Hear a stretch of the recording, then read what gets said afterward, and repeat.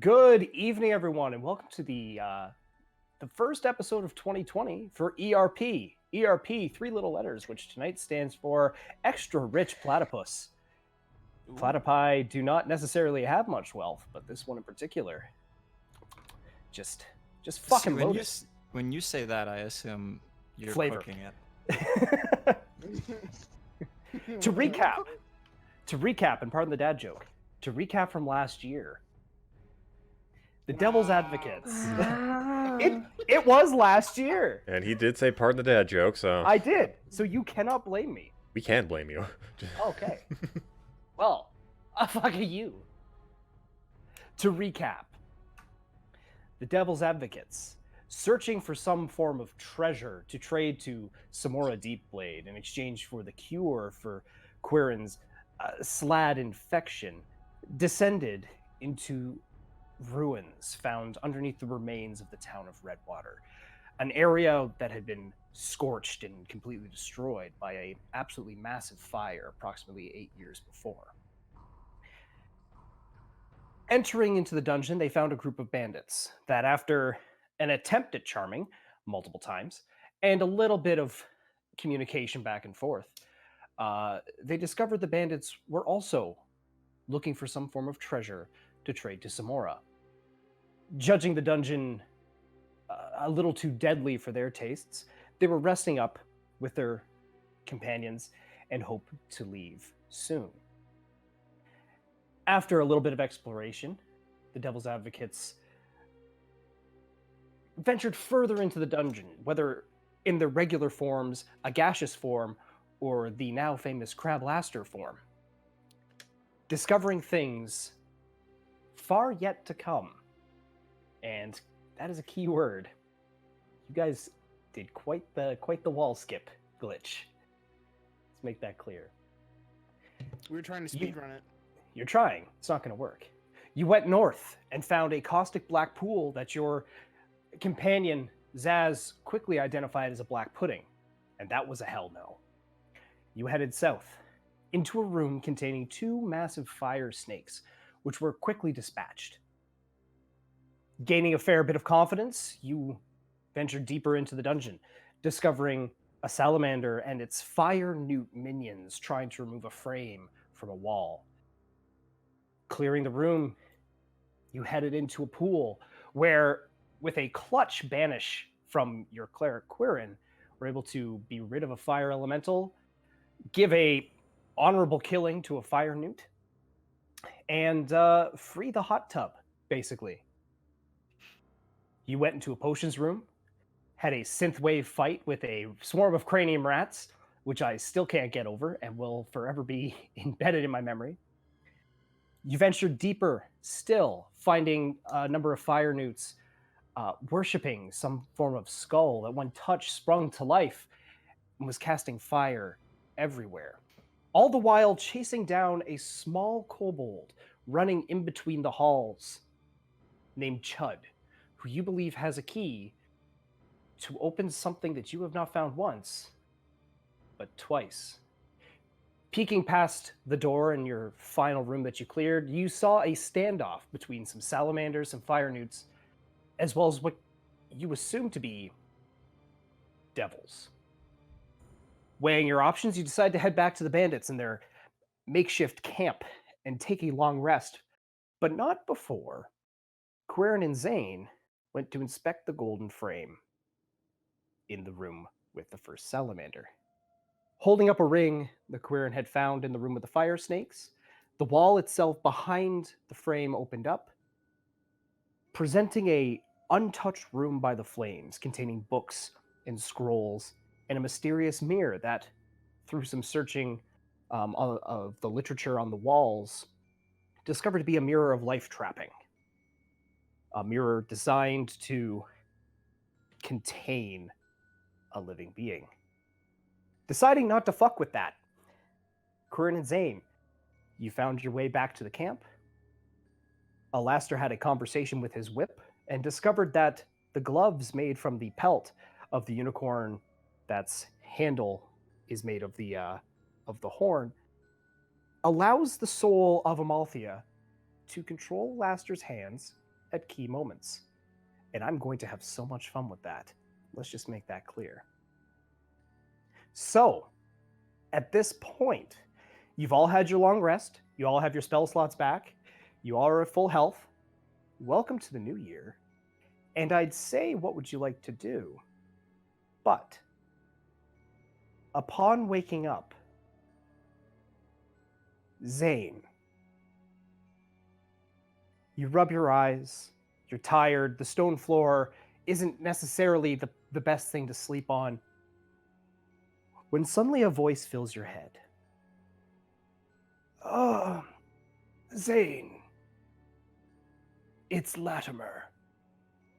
I'm here with my niece, Faith, and we're both curious if you are all right. Your parents informed us you did not come home last night.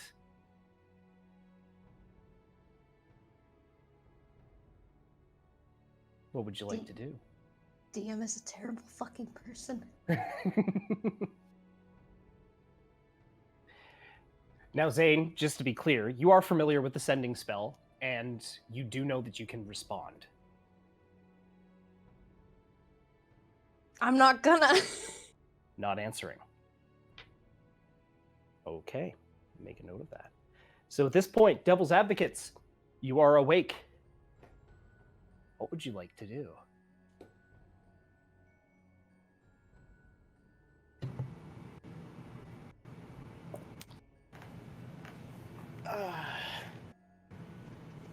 This floor is not very good for sleeping. Right, so should we get right to it, or is there anything else anybody wants to do?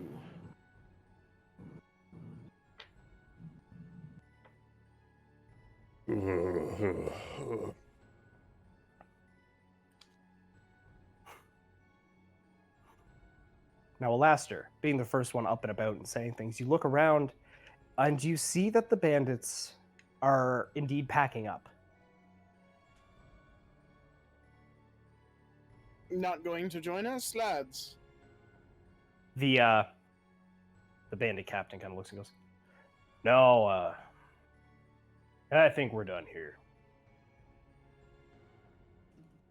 Just going to put your tail between your legs and leave? Tactical retreat is better than death, I think. Fair enough. Well, thank you for your, wardening our slumber. Don't worry about it. Just, if you decide to come back here, be aware our mighty forces won't be here to protect you while you sleep. Noted. All right, then.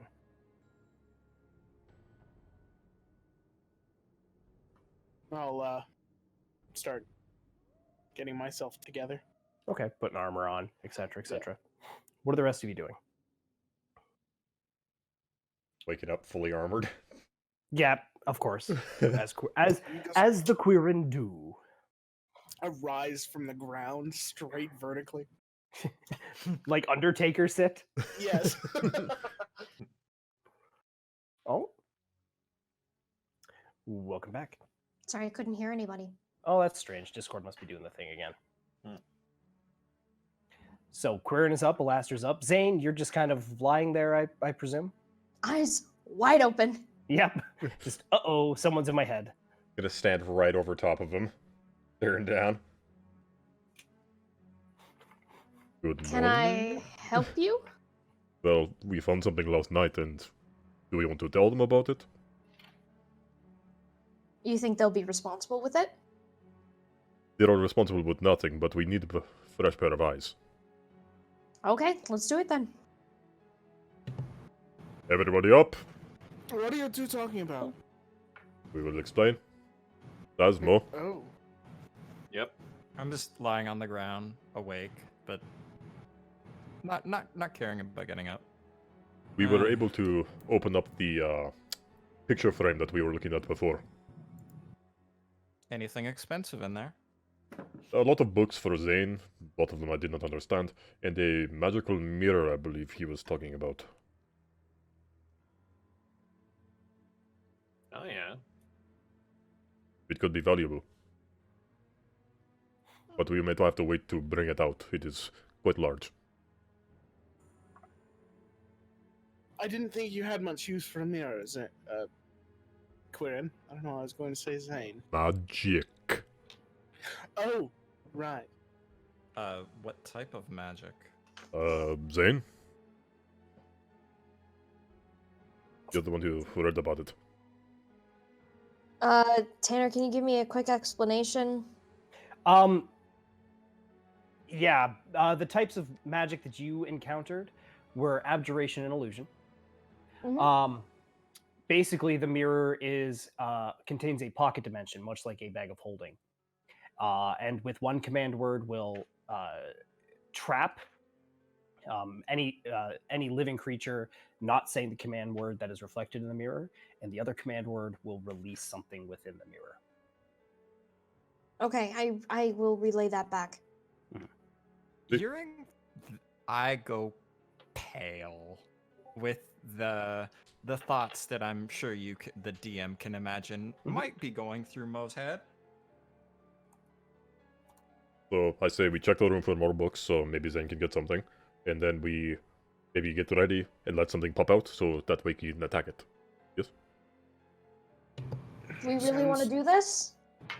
Why not? Not like fighting magic mirrors first thing in the morning. Let's go. Either that or we leave it for tomorrow and then find whatever the fuck is in there. And then she sells it for 150,000 gold. But people, I wonder if she sells people. Probably. It's not unheard of. I mean, the girls don't touch her, and she's a friend to Latimer, so. I don't know if they're friends. I more assumed that they were equally powerful individuals that leave each other alone. But Well, I'm sure we'll be able to test that theory out before we leave. I'm gonna start walking aimlessly somewhere. So I don't Okay. know what they're talking about. All right. Alastair just kind of heads off. Why does he do that? I guess Zane will take part in leading the way. Okay. Yep. Ah. Follow Zane. So you follow south. South and then It's east. right there. Yeet. Yeah. Gesundheit. She muted herself in the second one. I can hear her still going off. There's a Yeah, we third. can hear her in the background, goddamn. Ugh, I'm good. So you come to the mirror, and there's still the stone wall behind it. At this point, In the ring. ring turns on, and suddenly the wall just vanishes, and there is a room beyond the frame. Alright, Zane already looked at the right side here, but the left side we could find nothing, so if you guys want to take a check, go ahead. I'm gonna go take a look. Okay, make an investigation check. All right. Anyone else who wants to investigate the room, please do. Can I retry? Yeah, go ahead and make an investigation check. It's the next day. Oh, Oh, I'm in random I thought. found these are Oh. Mo, do you see anything interesting? I haven't read a book in a while. I don't know what I'm looking for. That's Oh, all right. jeez, I'm all over the place. Damn it. I don't see any smut here at all. so Just add Seven 3 to level. that 14. so it's 17. Okay, Yeah. and we'll just wait for Quirin's roll. Zaz, are you rolling as well, or No, I'm good. okay? Nope, nothing. Nothing. Okay, so Alastair, come in. You're distracted by the handsome man on the wall. Oh. Mo, you're distracted by the same handsome man on the wall. Zane, you find quite a few interesting books, as well as the notebook that you had found earlier with the those 3 mysterious numbers and the explanation of the mirror of life trapping, or the, I'd like to keep that to myself. of course. So that's why I'm not saying those, but you have those. Looking at the books, they all appear to be books of history, books of experimental magics that never really fleshed out entirely. They're not necessarily practical. But what you do find is you find a very well made pipe, just ridiculously beautifully intricately carved, just sitting on like a small pedestal, held up in a nice position. And next to it, you find a strange golden key. Okay, I picked that up. All right. So you can put those in your inventory as mysterious pipe and mysterious key. Like, what kind of pipe? Just put as mysterious pipe. It's a pipe, as far as you know. like I smoke pipe weed? Yes, exactly. So like the one Mo smokes with? Much nicer. Ah. Are there any specific details to it that I should know about? The sides of it appear to be carved out of like the actual patterns of it appear to be like claws and tentacles and other monstrous appendages holding up the actual bowl. Hmm. Okay.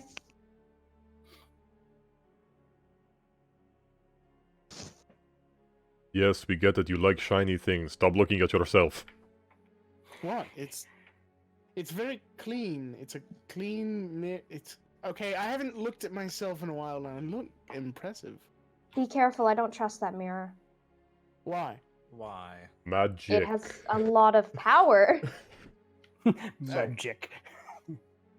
Alright, I believe I heard this story in a pub somewhere, and I'll look at myself and go, after you, and see if my reflection does anything. It says after you. No, it's not that mirror. Okay, Did you not listen to the explanation that Zane gave? I just wouldn't go around saying anything near it. oh. So I did we shouldn't touch it. So we can get ready in touch case it all you anything want, comes but out. I'm staying over here. As I look around, everybody's just backing away. Well, it's just a mirror. Well, how about we come back if we live? We don't want to release anything now? I don't know if it's going to release anything. I explained to you. We could try. We I'm could just gonna always touch run it. out and lock the door. Or the picture? How do you lock a picture? By taking up this Careful. ring. Alastair, touching it. It's cold. It's a mirror. Hmm. All right. So if Well, we're gonna let anything out, you might want to step back. sure. I suppose. Do you think? Hey Zaz, Mm-hmm. you want to get inside here so that way I can block the exit? I guess. Alright, can I take off the ring? Are we really about to do this? It looks Do like Do we it. really want to do this?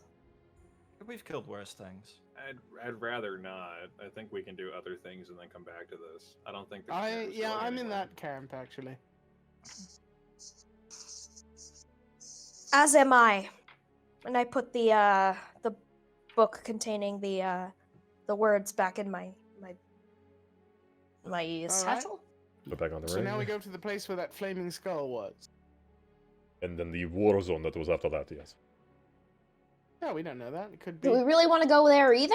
We could try another They could have direction. killed each other by now. It has The- been 8, 12-ish hours. That could happen. We could also go and try and banish that... What was it? Whose thing? The black pudding. I'm going to say we just don't go anywhere near black pudding. Agreed. Yeah. So... That it's doing its thing, and we'll do our thing, and we'll both live peacefully after that. But we don't want to do the mirror. We don't want to do the war zone. We don't want to do the black pudding. I'll do the war zone. Yeah, Warzone Yeah. actually sounds good. Okay. I'd just rather not die. So just stay here? Zane, I think you're in the wrong line of work. All right, let's go. Don't sound so excited. Just move the group as is. Yeah, okay, I can do that.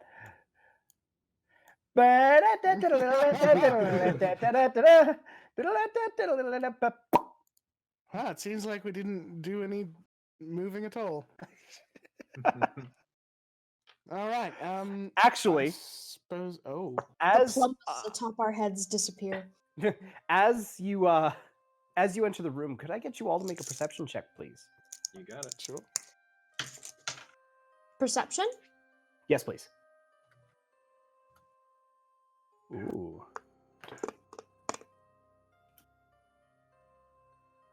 I need to start setting higher DCs, I think. Oh, no, never mind. 10. Ooh. Everyone except Alastair and Mo. Entering into this room, as you close the door behind you, from the corner to your right, the corner on the map here with the black char mark, you hear a slight and you swear that the wall just moved. There Just was. to was bring it that? up before, you guys did find I'll say. one of those small panels there Mm. on that wall. I'm gonna go over and check it out. Okay. Be an investigation check if you're checking it out. 6. It's a wall. That panel not there? It's still there. I give it a tug. It's flush with the wall. Okay. Yeah. Can I try? Is it investigation? Investigation, yes. 13. 13. I'll try to. Okay. I'll let Zane make his attempt. 17. So, Zaz and Zane, looking down in the ash, you notice that there is fresh footprints here. Other than the obvious scuffle that happened the day before, there is small lizard-like footprints, probably about, I'd say, 6 inches long, leading up to the wall and stopping there.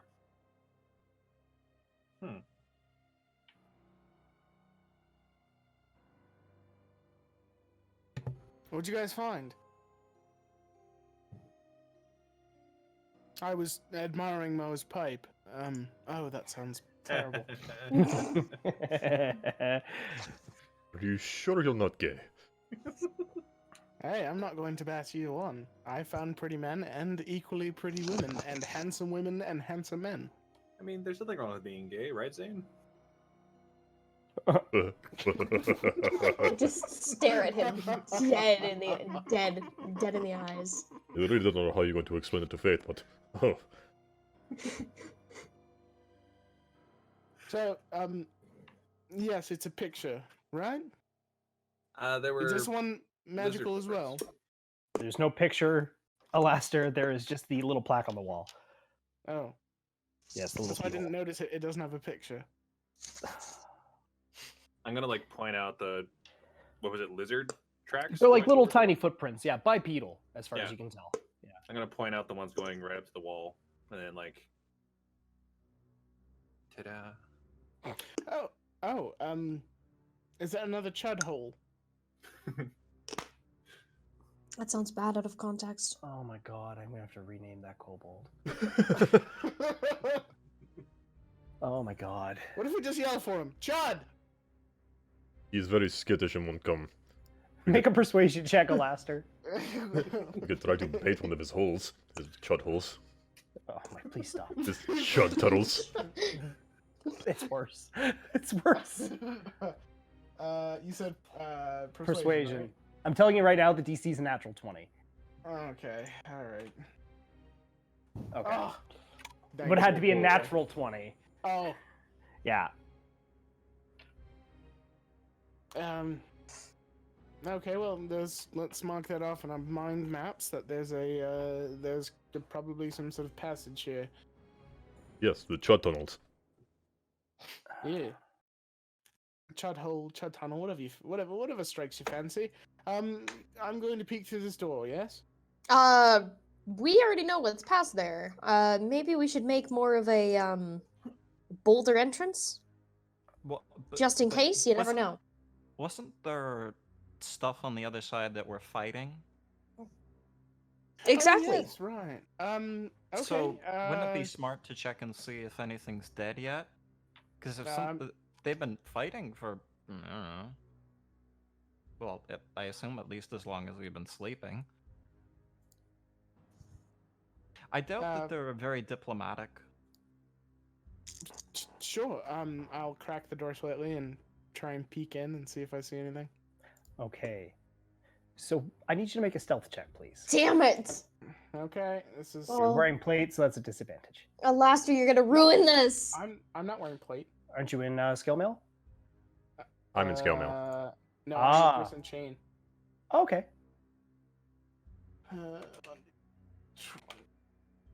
No modifiers. 19. 19. Looking in, not a lot has changed. But you do now, Alastair, see the door on the other side. It appears to be a complete stalemate. The room is divided. There's these creatures, grayish green in color, standing almost all fours, almost squatting, just snarling. There's fire newts standing there, resolute. There is a larger serpentine red creature in the corner, waiting. They don't hear you open the door.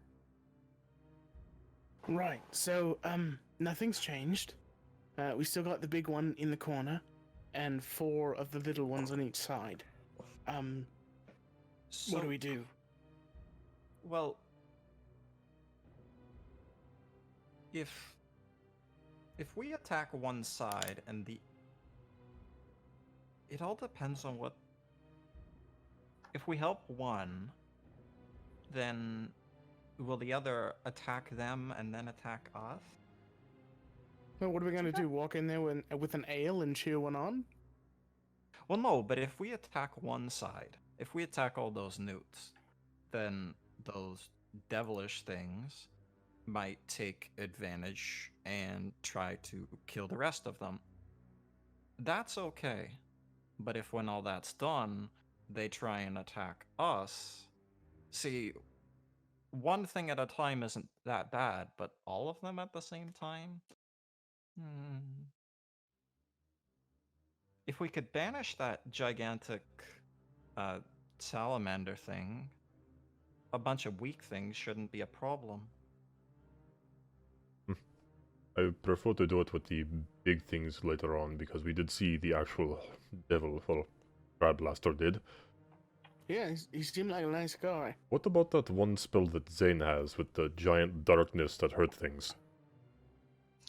It might hurt you if you're within the radius of it. What if you put it in that room specifically? That he can still exit the room unless we want to block off the door. But then we've made a funnel, and it'll be easy to take them because they Yeah. can't get through each other. There's also a door on the other side, so Ooh, we're not. it's not a guaranteed. terrible idea. That will work. Okay. Is that a So plan? let's see. This is best of a plan that we've got. All right, then I'd like to prepare to cast Hunger of Hadar. Then All right. Where are you casting it? can we put it right here? Are you implying it goes like right there? Yes. You can still move it. Ooh, that's perfect. There's there as well. I just want to block off the door. Block off this door. Yeah. Okay. Or wait, hold on. Let me think. Yep. I'm just. I turn to the rest of them. What do I do? Close to the big one. Too close. Yeah, maybe. Yeah. Yeah. Yeah. we're all just like We're trying to figure out Positioning, like, positioning. We're just using our hands as like a lens, kind of. Yes. Just like somebody's picked up a stone. It's like it's approximately this big. The room's the size of my hand. Okay, that's where I'd like to cast it then. Okay. You have to go through the door. You need line of sight on where you're going to cast it. Okay. Zane takes a deep comedic breath, walks in. Okay. Zane, Yeah. in that split second you walk in, Hmm. you notice there's another door. Mm-hmm. What are you doing? Casting it. All Same right. plan. Boom. Hunger of Hadar. What is the damage on Hunger of Hadar? Cold damage? But like, how much damage do you roll? Let's see. If you have a turn in the fabric of space, it takes 2d6 cold damage. Okay. So And Zane- that's starting in the zone. we're just gonna go off the starting for now. So Okay. Zane, you walk in, you see the other door, you're like, plan can't change now, and you cast Hunger of Vidar, and the rest of you, what you hear is this almost sounds like when someone drains the sink at the very end. As there's this sucking sound as space itself begins to fold and open up, and a mass of tentacles and eyes and just magical darkness kind of phasing in and out of this pinkish purplish light bathed with stars. As suddenly you hear from inside the dark sphere, the fire newts go, ah! As the barbed devils on the other side take the distraction. And this one's going to attack this one, and these two are going to just hop right in to the darkness. Let me just do a bit of arrangement here. There we go. Better than us. And they're just hopping right in. What are the rest of you guys doing? Are they ending their turns? They are entering combat. If you guys wish to partake, then we'll roll initiative. Well, Uh, in non-combat, how long will it take for them to die out? Because the longer they stand in there, the longer the That's more damage it's going to. you. Who knows? They don't seem all that like concerned. They're going full attack. Yeah. They're not concerned with you right now. Zane's just concentrating. Now, we don't have line of sight into Hunger of Hadar. No, it is completely black. You do all you hear in there is like stabbing and clinking and slashing, and you Is it? hear there's a horrible slurping sound. That's what It good sounds- pussy sounds like. Yeah, that's exactly it. It sounds like someone's punching a bowl of mac and cheese. So we can see the one fire newt, and if The one anybody fire has line- newt and the other devil. Yes, The the other rest of them are completely obstructed. They're gone. What about the salamander? Because You can't see it. does it go floor to ceiling? The I don't know. salamander? No, No. it does not. The Hunger of Hadar. It does, yes. Oh, okay. It's a radius, but it goes 20 feet up. Oh yeah. Salamander's not that tall. Alastair, what are you doing over there? What are you guys doing? I just ran right through. I bolted through. I was like, "Whew, gone. What are you guys doing? I'm gonna attack the number. I'll attack number 9. I'm gonna. You can't see number 9. It's in the anything that's in Hunger of Hadar is gone. Okay, that's on the edge. Okay. It's anything in that circle is gone. Are we just going? Why not? They don't give a shit about us right now. Okay. But if I stop concentrating, the spell's going to end. You can still move and concentrate. Yes. Yeah, I know, but like once I leave the room, right? As long as you're still concentrating on that spell, it's still there. You don't have to be in the room for it. You need line of Alright. sight to cast it. Well, then I need Okay. to stay in the room. No, to cast it, not to No, maintain. to cast it. Okay. All right, so you're out. Yeah. Out the door you go. That is a hallway. Oh, as well. Give me 1 second here. Yep. You notice. 1 sec. Walking by, this tunnel is collapsed. Oh. Close the door after us. Yep, Can I of course. see? Can I maybe check and see why or how it collapsed? Make an investigation check.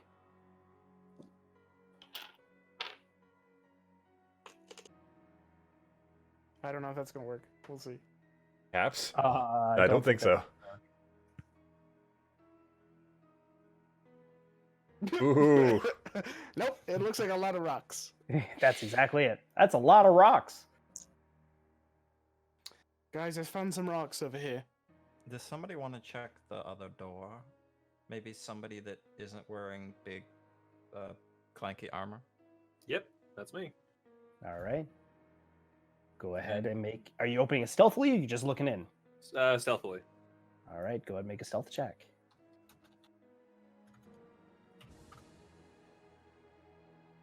14. They rolled low. Hurrah. Excuse me. So, opening the door, you see a lovely dining room. And as you peek in, you see two, what looks like dogs, circling around, chasing each other around the table. And there's two small demon-looking creatures on the table itself, cheering them on. We've been here. I've been here. Oh yeah, full circle. Yeah, well, Curran's been here, yeah. So, right. Zaz, you we don't can take recognize it. No, I don't. Or, yeah, Zaz doesn't, but yeah. Yeah, you do. I'm going to close the door behind me, and I'm going to Oh, as well, I may just point out, I do apologize. You do see another door. I'm going to close the door and relay what I see. Do you think we can take them? Just Of go in and course. slaughter them? Probably. Yeah. I have to keep concentrating on my spell, right? As far as actually, Zane, make a perception check.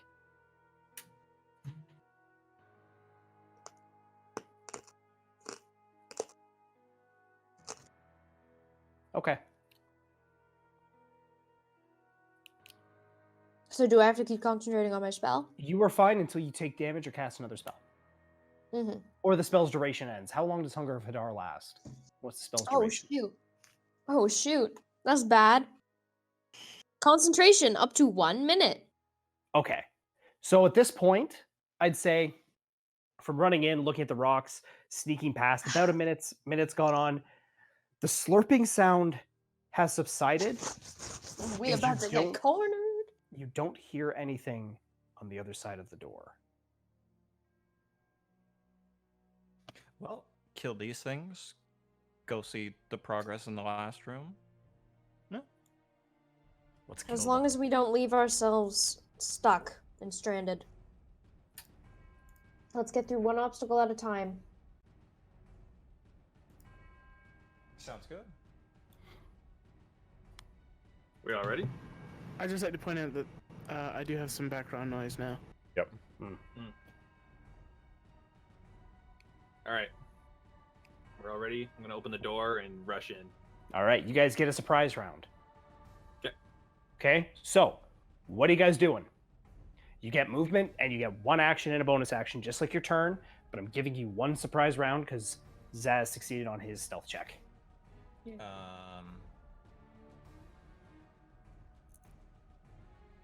Who wants to attack what? I guess that's how. I guess that's how we I'm divide going- it up.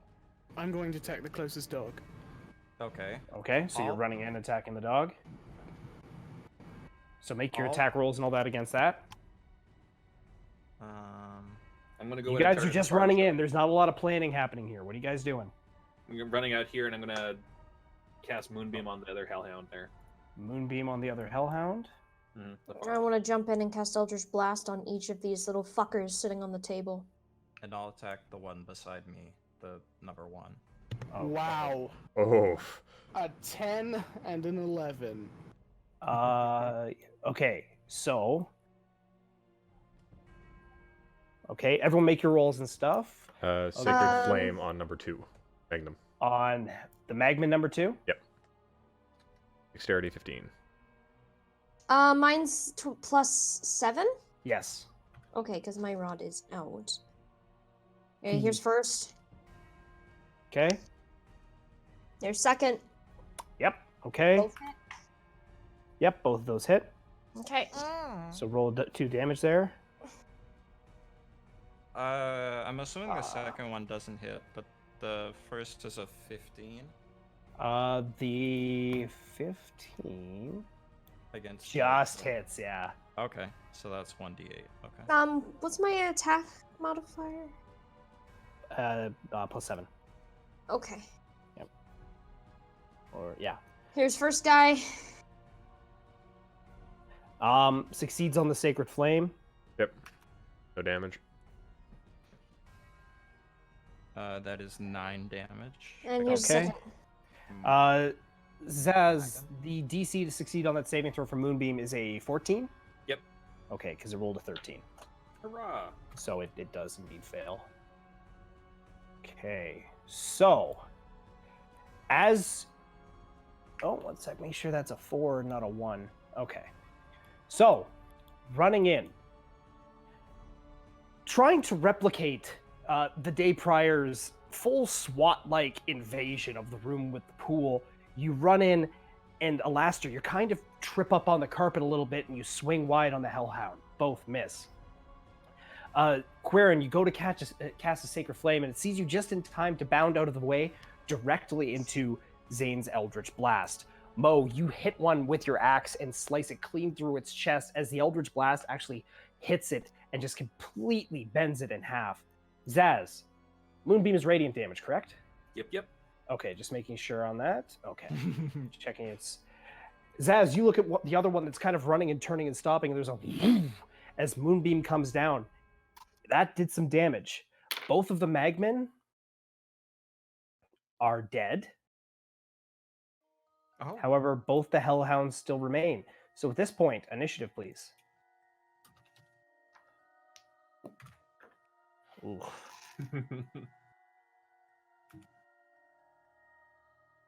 Excuse me.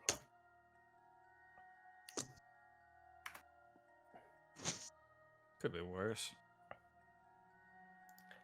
Okay, is everyone rolled? Yes.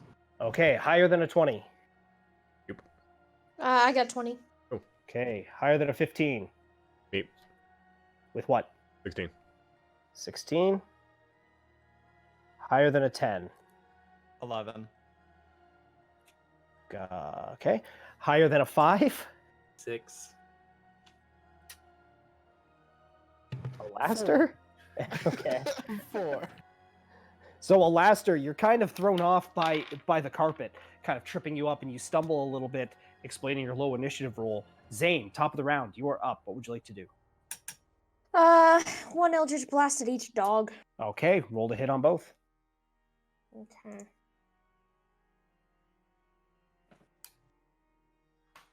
There's the first. 20 hits. Here's the second. 21 hits. Here's the first. Ouch. Okay. Here's the second. Jesus. Okay. That's rough. Okay, so let's see here. Just doing a bit of quick mathematics in my head. Holy shit. So Zane, you watch as your first 2 Eldritch Blasts fire the Magmen off the table. Their bodies go skittering back, and keeping your hands still up, you just kind of widen your berth a little bit with where you're pointing. Hit again. 4 Eldritch Blast shots, just completely as both of the dogs, you hear them. And it sounds like their jaws kind of dislocate as they open up and begin to howl at you. These are obviously not Orville. Let's make that perfectly clear. Quirin, you are up next, assuming Zane, you are done. Yes, I am done. Okay, Quirin, you're up. What would you like to do? Right. A bit closer on top of the table.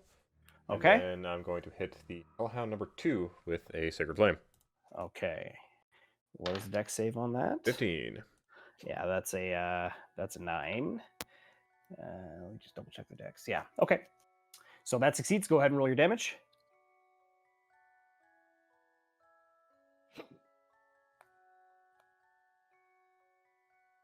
3 damage. 3 damage. Rough. Look at you. Yes, they're dogs. Very good. So watching Zane do his impressive quad blast, you hop up on the table, and the gray fire comes out of the ground, and it kind of looks for a second, and it's more so focused on the moonbeam surrounding it, and you just see a little bit of it lick its legs ever so slightly. Anything else from you, Quirin? Nope. All right. It is now Hellhound number 2's turn, so I believe it needs to make the save for Moonbeam, correct? Yep.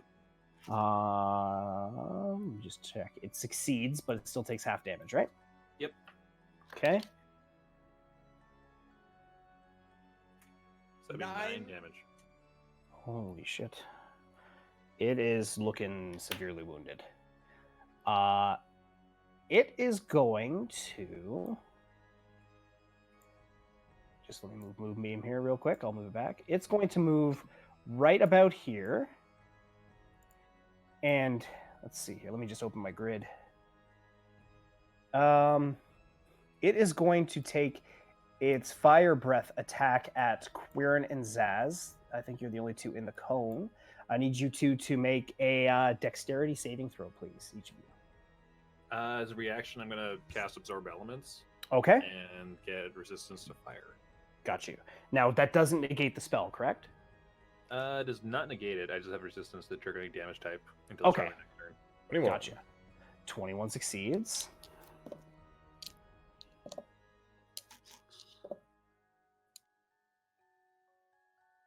And did you make the dex save there, Zaz? No, I didn't. Sorry. No worries. 6. 6. So, basic math is fun. Zaz, you take 17 points fire damage. Quirin, 8 points fire damage. Is that 17 before the resistance? No. Hmm. Sorry, yes. That's before the resistance. Sorry. So it would be half of that, same as Quirin. We both take 8. Okay. Yep. All right. That is going to end its turn. Let me just make a note beside that he used his breath. Mo, you're up. What would you like to do? I'm gonna walk over to number 1 Gotcha. and make 3 attacks. All right, go ahead and roll to attack. Your 1, 2, 3 attacks.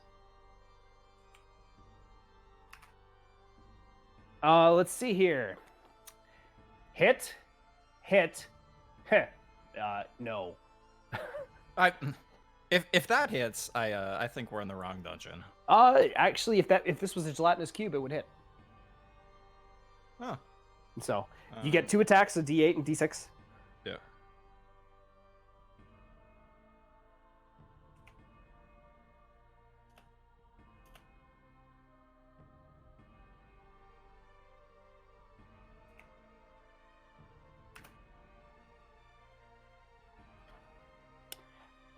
Well then.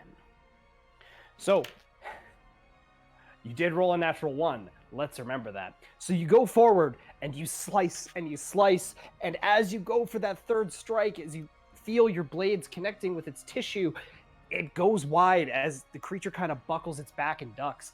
And you do a full ballerina spin. Alastair, dexterity saving throw, please. Oh no, not what I wanted. Sure.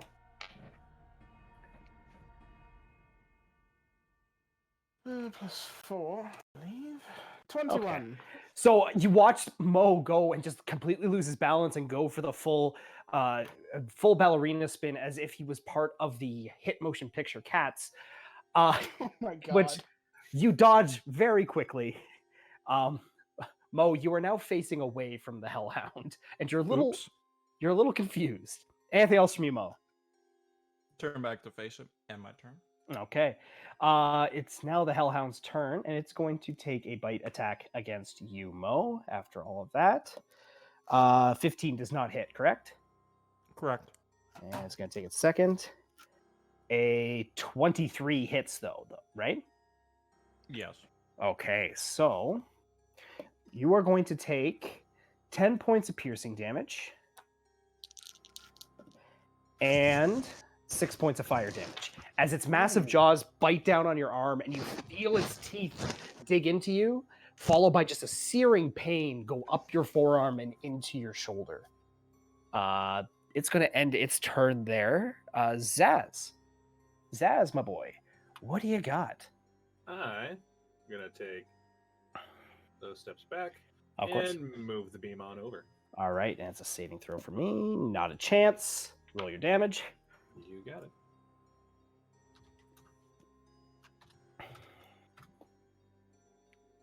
It had 9 health left. Oh. So 1 and a 10. Look at that. That's interesting. Hmm. So it goes and it does its caught on my mic. It does its last ditch effort and breathes its fire at you, and you resist it. Obviously, and you take a step back and you pull your deadly spotlight onto it, and it just disintegrates. Anything else from you, Zaz? Nope. All right, Laster. What do you got? I'm going to try that again. And both 20s. 20s hit. Plus 12. What's your plus to hit on each attack? 9.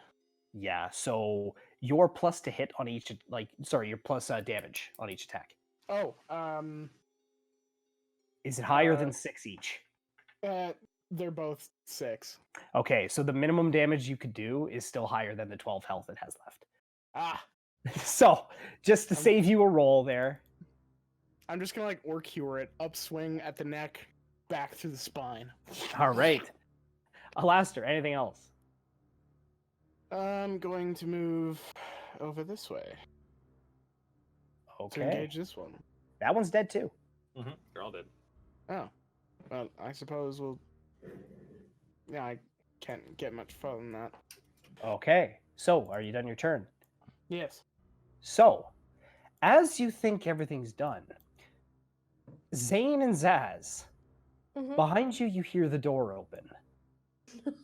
Here we fucking go.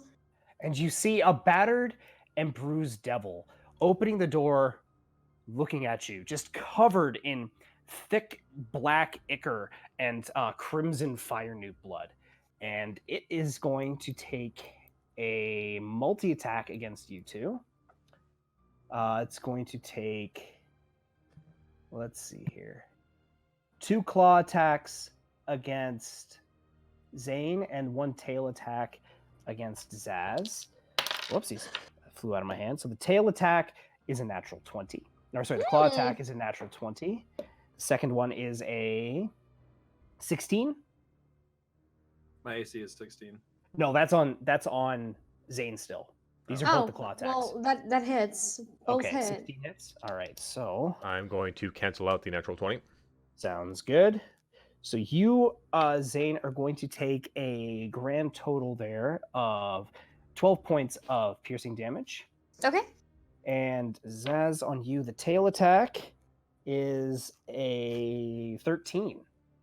Doesn't hit. Does not hit. So it goes and swipes, and it looks at the last second, Zane, as if one of those claws was coming right for your eyes, but then mysteriously, almost as if shifted by reality itself, it kind of moves back maybe half an inch and just catches you across the chest. The tail whips around to hit you, Zaz. You just barely dodge out of the way. We're back at the top of the round. Zane, you are up. What would you like to do? I would like to turn my attention towards the barbed devil and do both my Eldritch Blast attacks at him. All right, go ahead and roll. Accidentally opened up my menu. That's the first. 17 hits, yes. That's the second. What type of damage is Eldritch Blast? Is it force? That's a good question. I haven't approached that in a long time. It'll be force damage. Yeah, it's I force think it's damage. force. It's All right. force. So, yes, both of those hit. Go ahead and roll your 2d10 plus 14. Jesus Christ. Oof. Big oof. 1 second, my brain just stopped working. So as it goes and takes its attacks, you turn back and again, just moving your hands almost like you're a robot, just in front of you, to the sides, kind of underneath, pointing out, boom, boom, as you hit it from point blank, just square in its chest. Anything else from you, Zane? I would like to move over here. It's going to take an attack of opportunity against you using its reaction. Oh, It doesn't hit. okay. So it goes to, it's kind of caught off guard by the blast, and it goes to swipe at you, and you're just out of reach. Quirin, you're up. What would you like to do? Take a flame. All right. Natural Excellent. 18. Fuck shit ass. Back up a little bit. All right. And then I'm done. All right. Mo, you're up. What would you like to do? 3 attacks. Send him Alright. to the same place I've been sending everything, wherever that is. The Shadow Realm. Literally. Prepare, Actually, yeah, Jimbo. quite. Jimbo? Like, are we doing the Jimmy Neutron Yu-Gi-Oh crossover? Is that what's happening right now? Yes. Hits doesn't hit, hits. Ooh, nice. That's simple. Zaz, you are on deck. Oh, that's 8. And that's just with the regular axe, right? Yeah, those were both. So battle as axe. you walk up and you go and take a huge swing upwards, it kind of gives it like a paper cut. It doesn't seem to even dig into its skin at all. Anything else from you, Mo? That's it. All right, Zaz, you're up. What would you like to do? Bop. Just give me 1 second here. I like to think that the moonbeam's going straight from the surface all the way down, so he's just like carving a path through it. Not quite. Dex. Nope. Natural 2.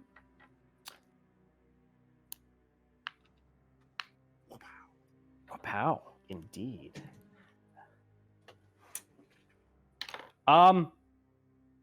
It's starting to bleed.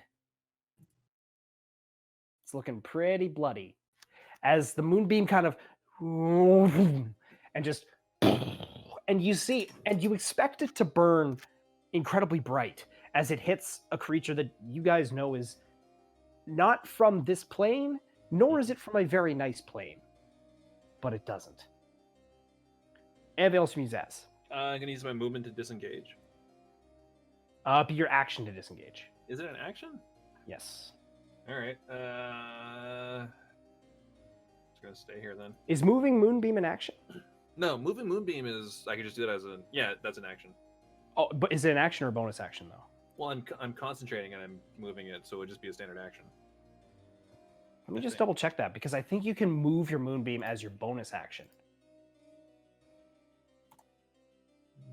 Because then you would be able to use your action to disengage and then your movement to get away. On each of your turns after you cast a spell, you can use an action to move. Oh, okay, it is your action then. Okay. Just wanted to double check that. Give you your options. Give you some options. No problem. All right. Anything else? Nope. All right. Alastair. What do you got for me, buddy? I'm going to see the commotion, and I'm just going to sneak right by him. And I'm going to do the old trusty... I'm just going to attack it twice. All right. Go ahead and attack it twice. The old trusty. I'm just gonna hit it twice. The old dick twist. Give grab me his all dick and the twist it. twist. Just So imagine that's Quirin on the a table. Grab his dick and 15. twist it. We've got- Twist his dick off. 15 just I will hits. twist his dick with my sword through his spine. I will allow it. If you roll high enough, if you roll max damage, I'm gonna say you cut his dick off. How's that sound? Ah, yes! Alright, let's just roll it all at once here. Plus 12. 26. It's not max damage. So you go and you kind of you swipe with the first one, and then the second one you kind of stick the tip of your sword against his groin area, and you just twist it a little bit, and he is uncomfortable. Anything else? No. All right. So, it is going to use its multi-attack, and it's going to use a claw attack on Alaster and Mo, and a tail attack on Zaz. So, the claw attack on Alaster, 16 to hit. That's my armor class, yes. All right. That is 5 points of piercing damage. Claw attack on Mo is a 25 to hit. That hits. That is 8 points of piercing damage. And the tail attack on Zaz is a 19 to hit. That hits. That is 11 points of piercing damage. Okay. As it kind of swipes out and then does a really sick front flip and slams you with its tail. Zane, top of the round, you are up. What would you like to do? Sorry, is the moonbeam over the guy? Yes, it is. All right, so you know what? There's nothing left, right? No doggies. No doggies, no magman. It's just this one last barbed devil. All right, I'll just blast at him. Blast his dick. You can The do old it. dick blast. Okay, here comes the first. I am going to say because your comrades are in front of it, it does have half cover. So that first one does not hit. That second one hits Mo. So, Do I have to roll for damage? yeah. Shoot his dick off. We didn't mean Mo.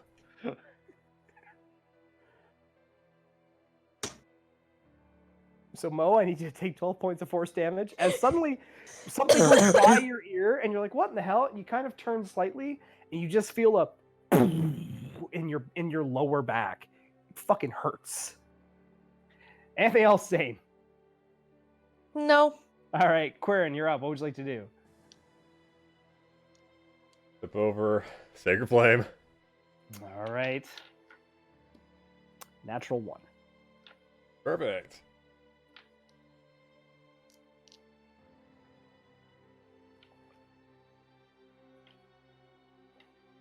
Seven points of damage. It's looking fairly wounded. Okay, and looking at the three of them up there, how bloody are they? Make a medicine check.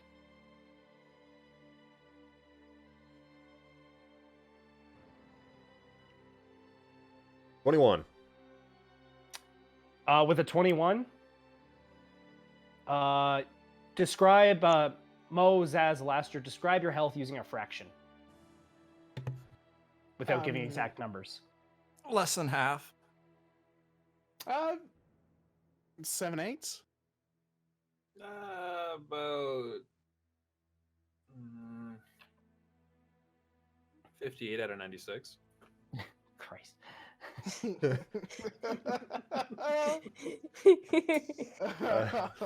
I am going to cast Healing Word level 1 on... Oh.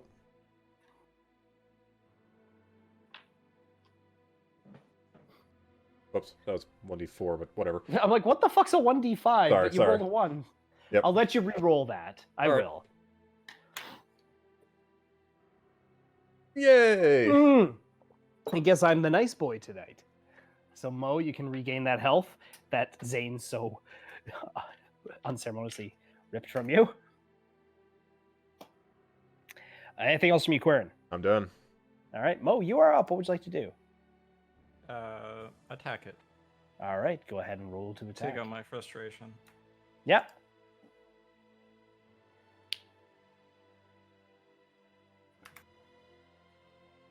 Yes, no, no. First one hits. Excuse me.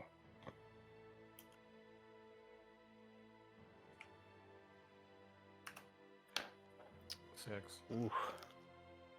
It God, it just will It's- not go down. its skin is just incredibly tough, Mo. There's something very wrong here. As your axe not only hits its skin, but you feel it clanging against the barbs that are sticking out of it. and it's like if you were hitting a copper cactus, if that makes sense. Like it's not undentable, but you're not going to be using a kitchen knife. Anything else, Mo? That's it. All right, Zaz, you're up. What would you like to do? Just stay here, keep Moonbeam on the dude, and All right. that's it. Okay. Well, you can use your action now to disengage if you like, because you're not moving your moonbeam, right? So. Fair enough, yeah. Yeah. I'm gonna go. Boop. Yep. So you disengage. You pop back a little bit. It's all good in the hood, baby. Anything else? That's it. All right. Alastair. I'm going to click furiously with my claw. Oh wait. Make an intimidation check with advantage. It's a day and a half later, and he can't shake the feeling of a crab. Hey, crabs takes a long time to get rid of. Oh wait, we're talking about polymorph. Lester has crabs. Um, Yeah. Cannon. Oh look, another nat 1. Oh, the first one hits. Yes, it does. Because I know that fire doesn't do anything, so I'm not going to waste my time on it. 15. You go and you swipe, and it gets that same thing. It's like attacking a cactus made of a soft metal. It's rough, not easy to hit.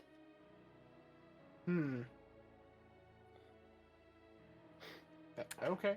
You're not in a great spot for nat 1. I'm trying to think what I should punish you with. I'll get back to that. Oh boy. It's now the devil's turn. The devil is going to look right at you, Alastair. It is going to light up its hand with flame, and is going to throw a small ball of fire directly at your face. Ah, that's my Does- moneymaker. Oh. So, okay, it's a 25 to hit, but that's because it's a +5, so I guess you can assume what I rolled.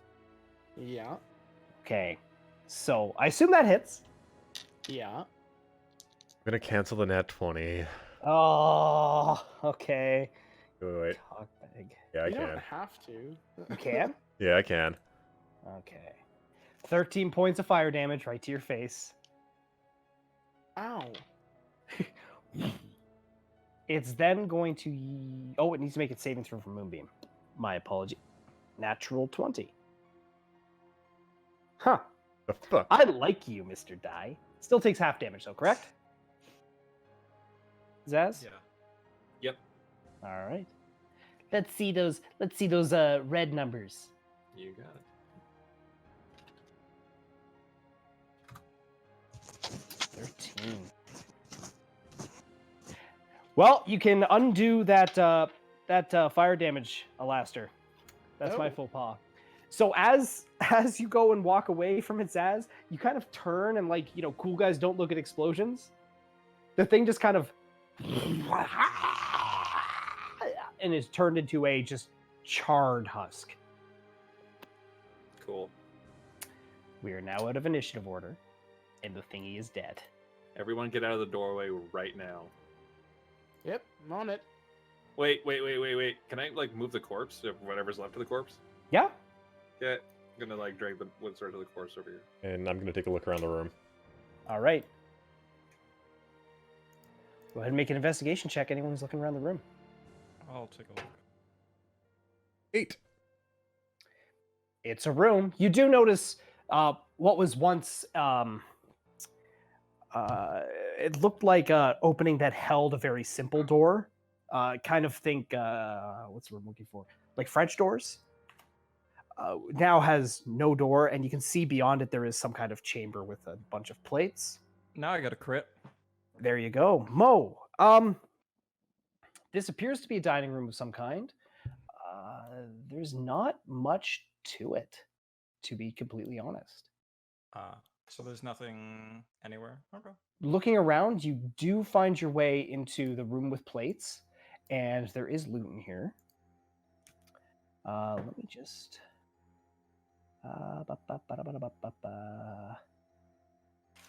Where is it? There we go. You find 10 plates that are usable. No cracks, no chips. And they appear to be of a very fine make. Okay. So if you'd like to add those to your inventory, let me know and I'll tell you their value. Yeah, I'll add that. Okay, so you can add, the name of this item is usable plate of very fine make. They're worth 40 gold pieces each. So I take one plate full of cookies and you all tell me that I'm wrong. You take an entire stack. And I see how it is. You're okay. Oh, I'm sorry. They were the Bob Devils. Does that matter? It mattered when to do with Zane's parents. Yeah, because they're people. Which way do we want to go? I say we keep heading the direction we're going to. Isn't Does that anybody the check the direction- bodies? I'm gonna check the bodies. All right, make an investigation check. I'm gonna join him. Fuck it. All right. Wow.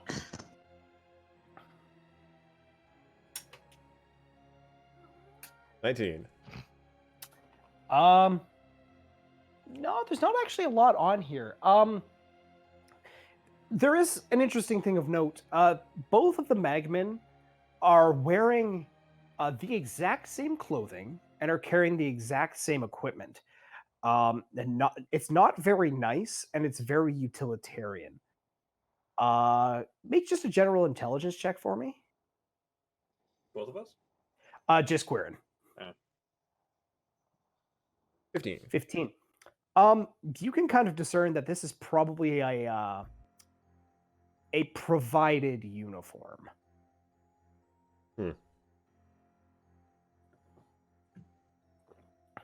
Alright. Well, we continue. I believe there is a room full of steam past there. And if we check the room other way, there might be dead bodies we can check as well. Because I came down here before when I was the fort.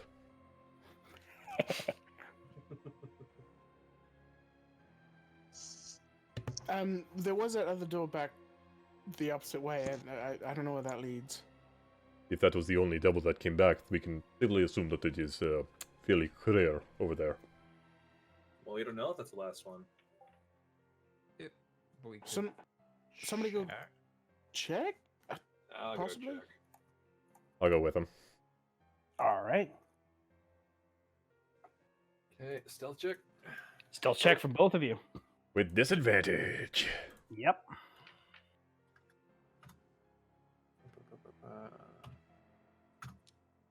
Hey, Ooh.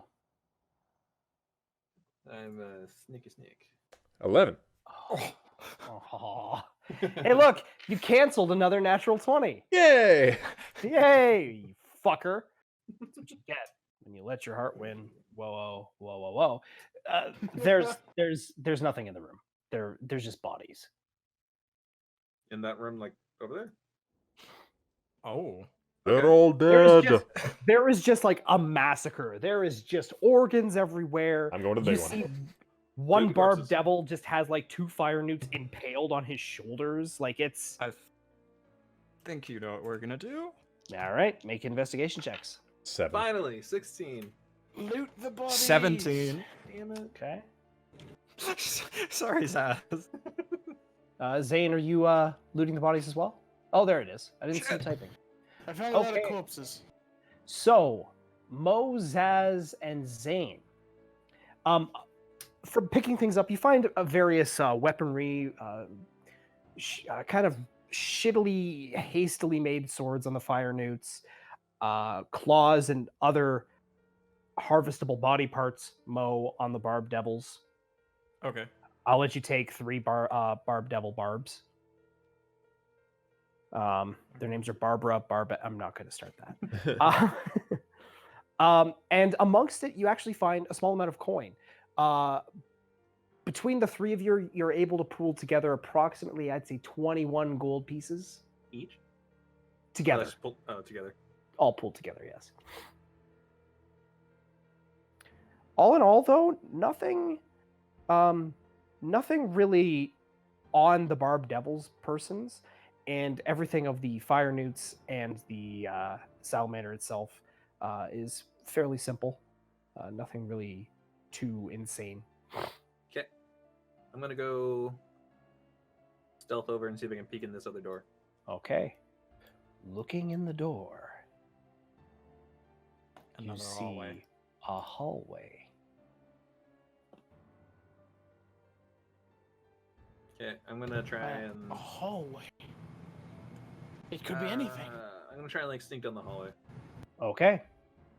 Go ahead and make a stealth check. Remind me of your passive perception again. Passive perception 16. Okay. Hey. You are the knight. As you walk by,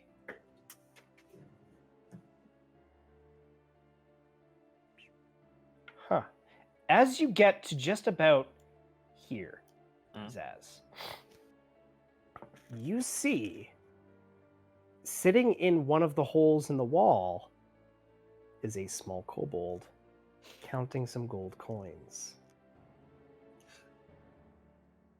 Is he like in the hole or just like at He's the in the entryway? hole, and he's like in the hole just as like in the entrance of the hole, counting coins with his back to you with a natural 20. He didn't hear you.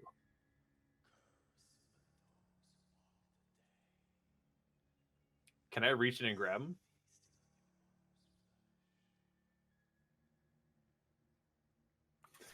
Make an attack roll for me. Just a generic attack roll? Just make an attack roll, like an unarmed strike. Or Okay. maybe. Get the chud hole. Stick your arm all the way in that chud hole. 15? What the rest of you hear is you see Zaz disappear down the hallway. You hear footsteps. If you weren't listening for them, you wouldn't hear them. That suddenly stop. And you hear Zaz's armor rustle, followed by a fucking god! Zaz, you've grabbed him by the back of his neck. Running. I I like run. clasp his mouth shut. I'm looting his pockets. What? Make I need you both to make dexterity saving throws, please. Okay. Oh, come Come on, baby. Fuck!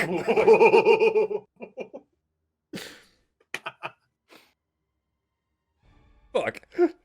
Perfect.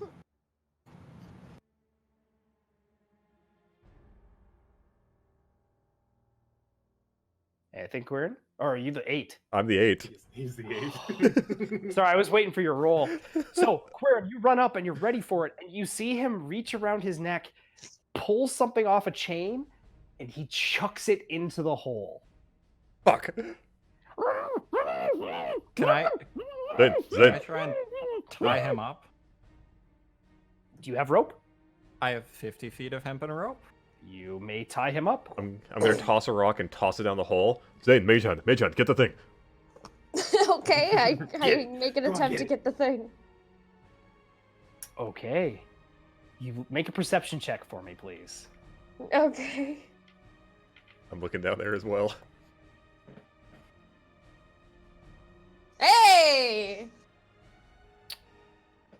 You doesn't- see, you cast light, I assume, Quirin? Yes. Shit. Yes! You see the light go down, and Zane, you look down, and just as the hole looks like it drops down into a steep decline, you see this key, this triangulated key, balancing ever so gingerly on the edge. What are you doing? I want to take it. You casting Mage Hand? Yeah. All right, you go your Mage Hand in, and you're all watching on bated breath, and it's kind of cartoonish. It's zooming in slowly on each of your faces, zooming in on Chud in your arm. Just as it's about to fall, the Mage Hand catches the key and brings it out of the hole. Can I take it? Okay. What would you call that key in my inventory? Because I already have a mysterious key. This is Chud's the- key. This is the triangulated key. So, what are we gonna do with him? Because I assume at this point I have him good and Tied up. hog-tied. Yeah. Yeah. Still got his mouth kind of tied shut like an alligator, like a caiman. I'm gonna look at him. You can cooperate, or I'll feed you to the black pudding.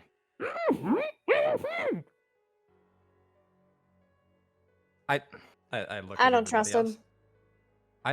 That doesn't seem very cooperative. It's not. He's still really doing tied up. something else. Like he's trying to talk to you, and he's like, it's obvious that he's trying to open his mouth, but he cannot. I'll kind of pull it out and still holding it, ready to shove it back in his mouth. Okay. That sounds bad. Oh, no. You know that anything that's thrown into that creature is not coming out. It's us or that. What do you say? The pudding's a friend. Is there something Well. underneath the pudding? No. Are you Insight really check. friends or just acquaint? Insight check. Go ahead, make an insight check.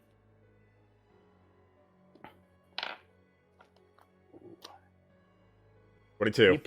appears to be telling the truth. Motherfucker. Very well. I'll just drown you then. Wouldn't be the first time I've seen that done. I float. He's kind of looking at you, Mo, like, what do you want from me? He's like, you have my key. How many things does that key open? Well, We found a couple, but one. if we... Really? Only one. Well, yeah. There's I 3 entrances. And if you guys zoom out on your map, Mm-hmm.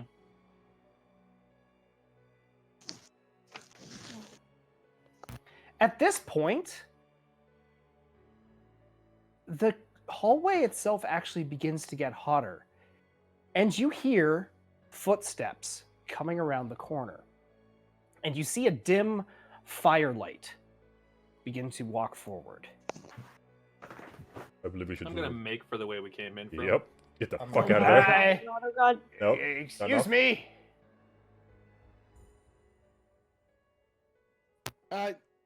Who are you? An idiot. Vane couldn't get past him in time. Tim, Uh, get behind me. are you you're not a devil? I'm a handsome devil. Hey, I like you. I'm Cert.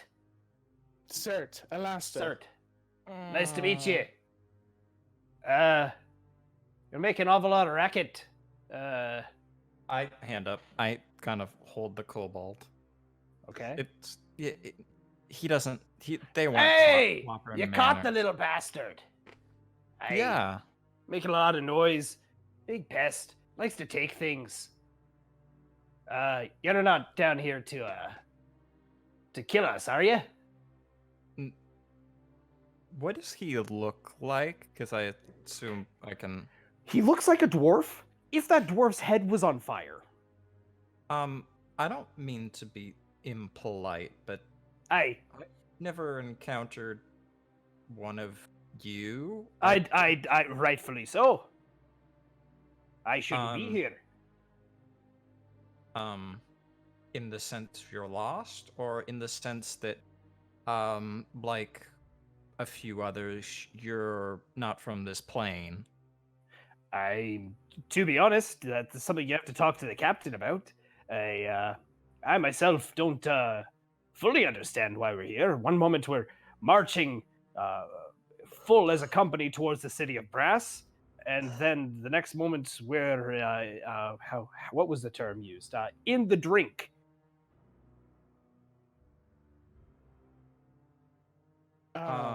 Correct me if I'm wrong. City of Brass, is that not one of the places in the Hells? Go ahead and make an Arcana check. Okay. Your captain and the rest of your kind, they're like you. They're Aye, not devils. aye. Not in the Hells. But you did learn about the City of Brass as somewhere that's in the elemental plane of fire. Oh, you're from the hot zone. Aye. Fire. Yay. Right. Okay, that's interesting. Okay, so the way I see it, if we go the opposite way that we went, there is a bunch of devils. Right. And if we go the way that you are, there's 10 more like of me. Okay. I want to say that we're not going to give anybody any trouble. I'd hope As not. we're There's looking 10 of for- us. I'm sure you can imagine. We're a little bit on our toes. There aren't many things down here that are friendly. There's those blasted, what do you call them? Big snake snake fellas there. We've been dealing with them quite a bit. Not many devils get through. We kind of just let them have their spot, and we've got our area down here. Just try and hold up until one of us can think of a way to get home. We're all kind of swordsmen, not exactly the spellweavers. Can we meet the rest of your people? We'll try not to jump to anything. Hey, We don't want trouble, and it seems Nor that do I. you are far from home. We've figured that out. If you don't mind, I just got to go warn everyone. Make sure we got our swords on us. You are fairly big fellas there. Don't want to be doing. We also have something to do before we meet up. Aye. All right. Well, if you have any trade, we like gems. We've got some. We're good weaponsmiths. We're just trying to keep it going down here. It's kind of warm, so it suits us. Okay. Okay. All right. I'll wait here and let everyone know when you come back.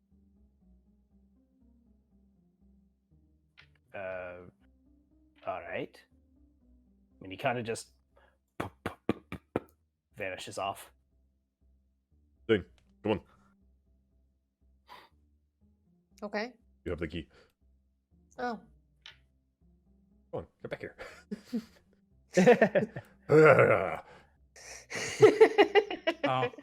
I'll follow them. Okay. Alastair, you're on your own? Yep. I said I'd wait here. Okay, I want to use that key. And that's where we're going to take our break for the night. Ooh. Fancy. And I'm going to minimize that because Zane is in the same apartment as me. So we will be back in a little bit.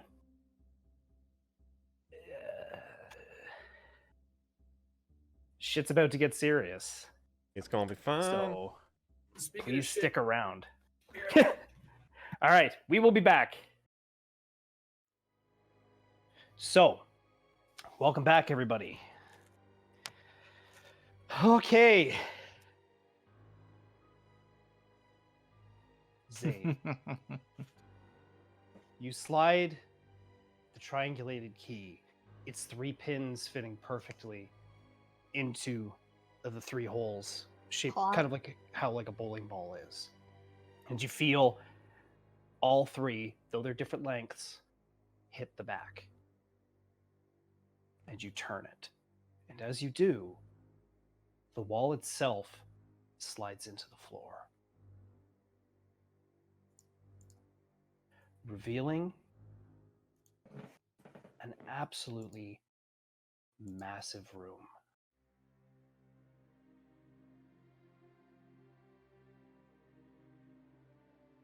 Okay. What would you guys like to do? Zane. Zane. Entering in, Zane, you see an absolutely massive golden construct standing resolute in one corner with just about a 10-foot long sword.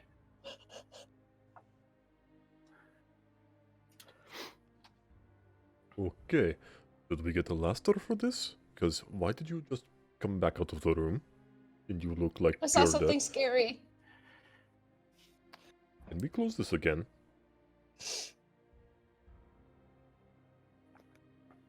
You I can. think we can Zane, take it.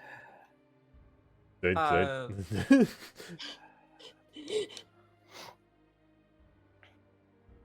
Yep. Peek my Wait, head wait. in. It's almost floor to ceiling, and it appears to be made of gold. Is it just standing there? Standing there resolute. With his sword. Is there some, Yes, is there something behind it, or is there it is like actually. As you look, you see a door. Well, we know there's a door there. We know there's more than one entrance. Looking around towards the burnt carpet, is there anything that way that I can see? Not from that angle, no. Is the construct moving? It does see you. Wait. Yeah, I'm gonna wave at it. It doesn't move. It's watching you though. Are you going to hurt us? Doesn't say anything. Oh shit. Well, Back out of the room. yeah, let's just go see what's going on with these other guys. Maybe we should lock the door, and I take the key and I take it out. I could try to banish it. We don't have to do anything with it right now. We know where it is. And we Doesn't know look like how he's to get eager to there. leave anytime soon. Is Mo still holding the kobold? Yes. The kobold isn't even saying anything, but looks terrified. Oh, Wait. what is that? What's The guardian, Of what? Adriog. What is Adriog? Kind of looks at you. a devil? Worse. Could I roll a history to see if I would recognize Adrian? The name Adriog? Yeah. Yeah, go ahead. Cool. The DC is higher for you. Going to Can as I well. roll a history check? Yeah, you It's can roll history, right? checks. Yep, be history.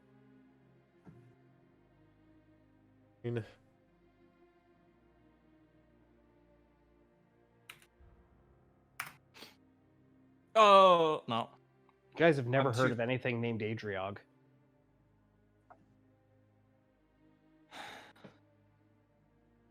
So So what- what if... Dad. Oh, go ahead, Corin. Alright, so what is Adriog if he's worse than the devil? He doesn't say anything to me. He just stays in his pool of gold.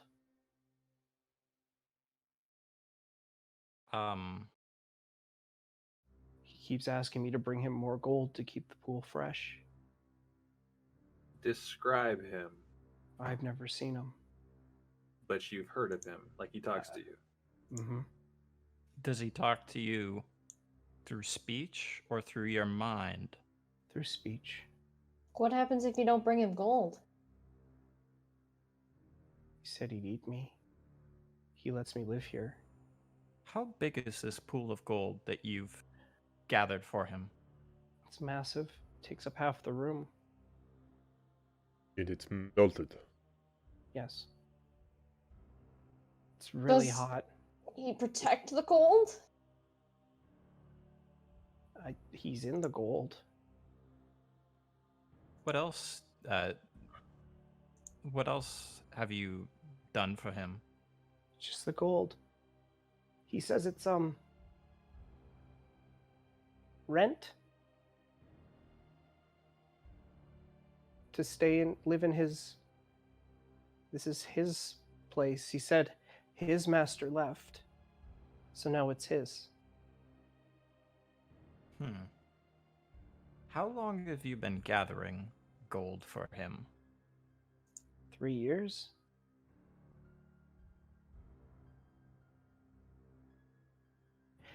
At this point, Alaster, Yes. the dwarf comes back out,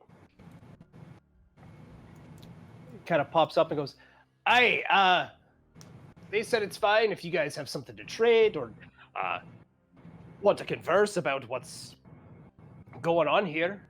There's no rush. Just I'll be standing guard here. It's my shift. If it's not me, it'll be one of the other guys." All right. My compatriots aren't back yet, but Aye. I'll go check and see where they ran off to. All right.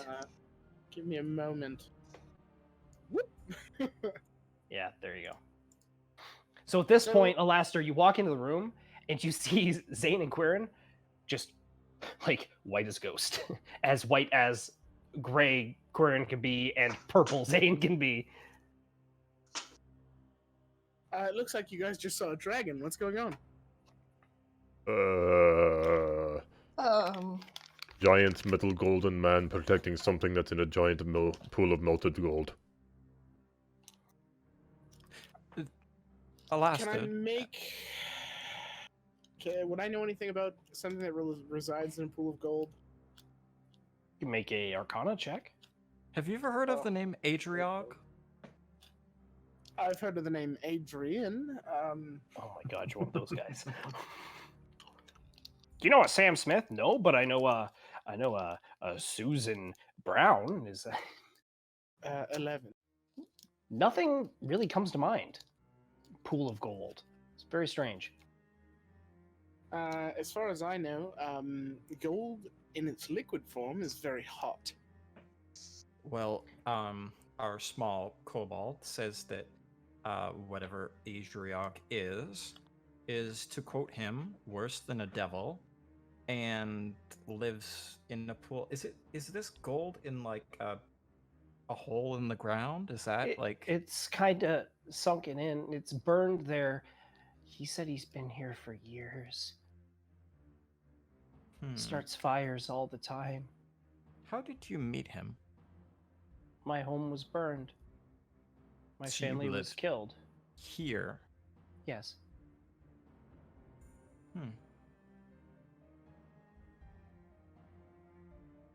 If you've been running around this place for 3 years, how do you still find him gold?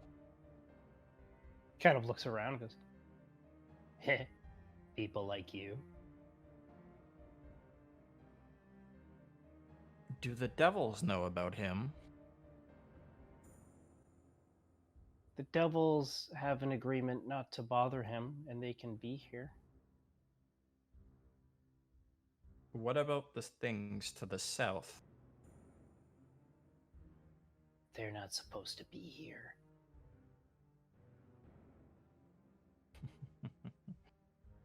And they don't like you, I assume. No. They deal with silver. I want gold. Well, Are you just everybody. taking out gold and giving it to this thing? Just because? For no reason? It killed your family, so you're like, let's give it gifts? Is that... It lets me live here and it doesn't find me and eat me. It's a pretty good Suppose- gig. It's paying rent. Yeah. Oh. He said that's a uh, term he learned from his master. That his master said that he would have to earn his keep and pay his rent if he wanted to continue being here. And now he's doing the same to me. Cat. Stray cat runs by. Fucking things are supposed to be here. No. Well, on that note, What do you guys think we should do? Well, the flaming dwarf said that they were cool if we had anything to trade or wanted to talk about stuff. So that's an option. Or we can go see something that lives in a golden pool protected by a metal construct. I'd rather not do that. I meant about the kobold. I don't know. Kill it? Ah. What was your name again? Chaz? Or Chadwick or something? God. Chumley. He kind of looks at you, Zane, like, what the chud? Chud, yes. What can you offer us in place of your head? You come into my home and you steal my key, and then you tell me to give you things so I get to live. Ah, it's the same thing that you're doing with this golden what's his name. No, not quite. Kind of looks at you. You're not very bright. Why do people keep saying that? I think what he's trying to say is, you have made this your home, Mhm. but this place is not yours. Mm-mm. And whatever is in that gold Mhm. should not be here. He has claimed it by force. Mhm. Nobody wants to kick him out, Mm-mm. so he stays there. Mhm. But we want to walk around here. Mm-mm. Sorry, got into a pattern. How did you get the key? So there's two. Okay. I have one, and it was left in one of the rooms in the front. It had a gold frame in it. It was in the desk. And then the one who leads the devils has the other.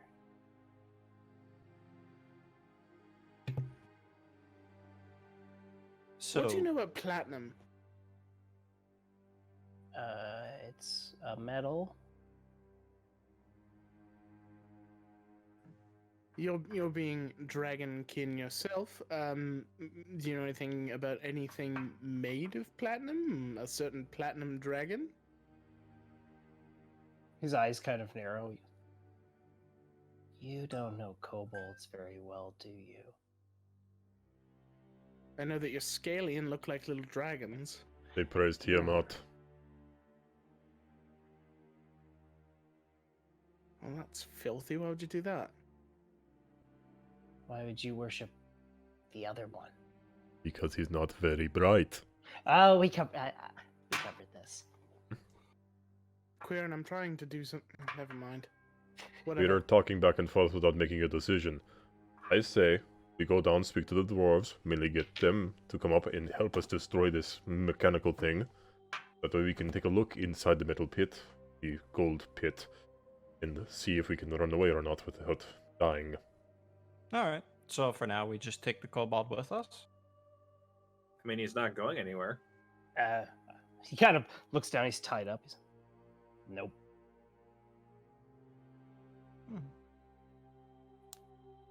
I'm still in camp. Kill the kobold. For what? Living here and taking gold? That's what we're doing now. Well, you're living here? Yeah, for a little while. Temporarily. We could give him to Samora Deepblade. What would she want with a tiny kobold? But I don't knows how to know. get gold? Yeah. There's a thought. Passive income is always great. Anyway, let's go talk to the dwarves. All right. I guess.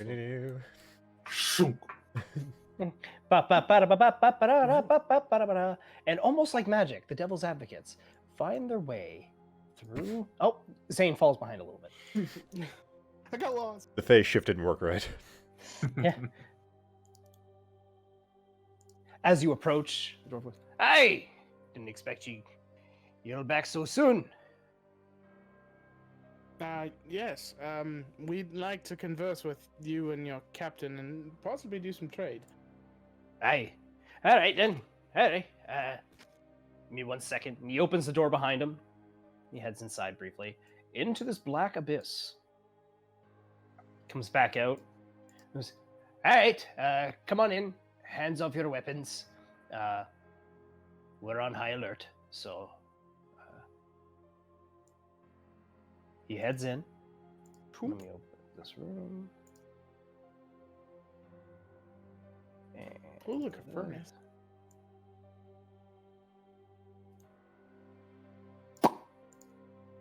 walking in, there's 10 of these dwarves, and their heads appear to be on fire. They're all in kind of black armor. And they all kind of turn and wave friendly, like, hello, hi, how's it going? Hello. One of them approaches you. Let's say he approaches here as you all enter the room. Up. Goes, aye, so, been told that you guys mean no harm. What are you doing down here? Looking for magical items. Things to trade. Well, we have some of that. Not much, just what we are sent out to battle with, but other than that, Interesting. What do you have to Hmm. trade? we've got some hammers, we got some swords. We all have 1 potion of healing left. And we have this Oren, and one of the ones in the corner goes, aye. He goes, what was it that thing you made with the button on the end? He goes, oh, the immovable rod. He goes, yeah, one of those. Wait, you made that? Aye. Impressive. Aye. It's, you put it in space, you press the button, and it doesn't move. I don't really understand its purpose, but apparently it's neat. So, I didn't. Let me take a look at one of your swords. all right. Kind of pulls it out. And make a investigation check. So good at those. It is a great sword, just to be clear. 17. 17. It's silver. Oh. It's pretty well made. It's probably just a smidgen better than your garden variety sword, at least around here. It's made of silver. Apparently, that's not too common around these parts. It's not cheap, but I can part with it. Can you do What were you stuff? looking for? I'm very interested in this. 1,300 gold. I see. Would you be interested in trading? I have a baker's dozen of these corpse fruit ciders. No, we're not actually much for the drinking, and we have read about that. Can you do that to other items? Put silver on them? Yeah, like Aye. imbue them with whatever you do. Yeah. I hold out the battle axe. Now the projected one Yeah, the projected. kind of looks at it. He goes, "I don't know how to fix silver to that. I do apologize." Or what about Hmm. this? And I pull out my greatsword. Hey, that's a little bit more my speed. You'd have to bring me the silver. I see. How much And silver how- do you need? If you're buying it in bars, it probably cost you about 1,500 gold. I Takes a see. lot of silver. Hmm. Hmm. Well, is there anything in particular you're looking for that we can possibly get you or do for you? We like gems. They're tasty. Amethyst is the best. You gems. Aye, what do you do with them? Most of our kind uses them to put on jewelry and. What a waste of good food. I mean, I can't say I've ever tried it. I don't know. Maybe it tastes great. I'm not It's sure. crunchy. It's good. And at this point, he smiles, and you see that his teeth, solid steel. Oh. Well, Go ahead, last. does anybody else have anything to trade? Because I'm unfortunately kind of tapped. I may have a few things, but I'm more interested in procuring your, well, fighting strength.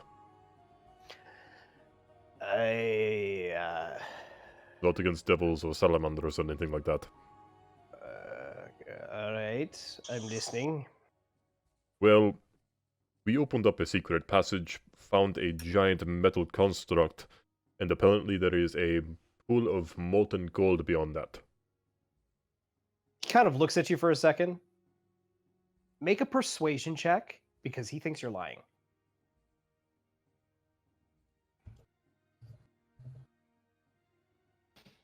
$18. Goes, is there really? Mm-hmm. I'm gonna motion towards the kobold and kind of nudge it. Ah! Well, Yeah. Chud, I believe we're also leaving something out. There's, and I find this very strange, something living in a gigantic pool of gold. That doesn't sound strange at all. Chud, what was his name again? Or its name? Adriog? Atriarch, the Veil of Gold. Your people don't. What do you mean, your people? I'm. I'm.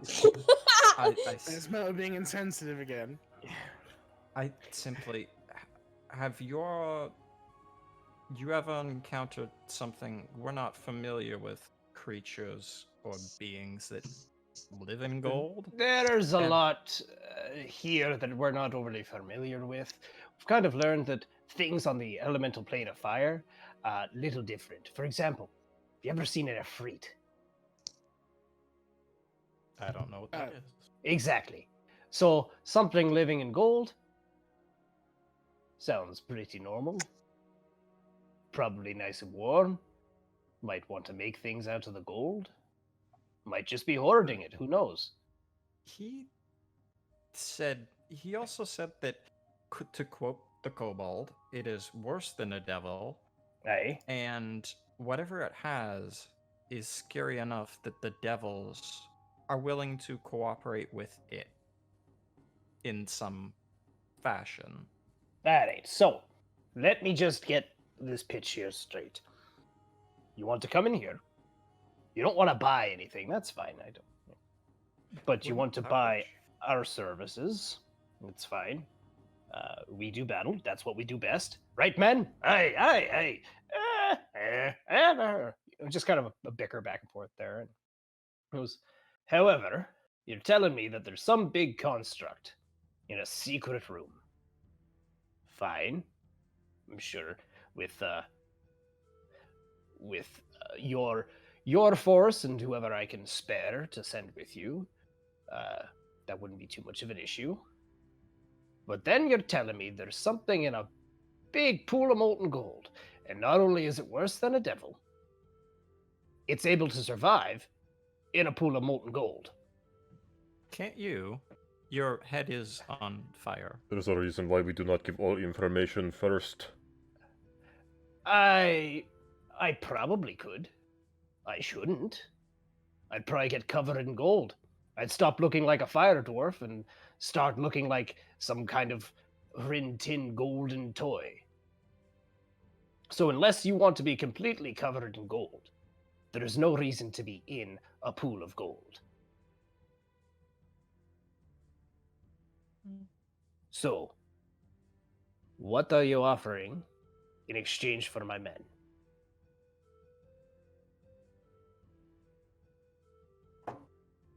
Let me see here.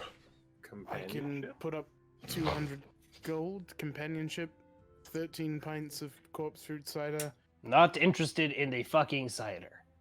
Well, if we would win all that gold, we can't carry all that. Well, it's molten. It's kind of hard to carry in the first place. Would you have use for molten gold? It's a giant pool of molten gold. Fucking course. Are you trying to tell me that if you go in there and you kill whatever in the gold, you don't want any of it? I'm not I'm saying good. we don't want it, but I would like some of it We- to pay for we some can't- things like a sword. we can't take it all.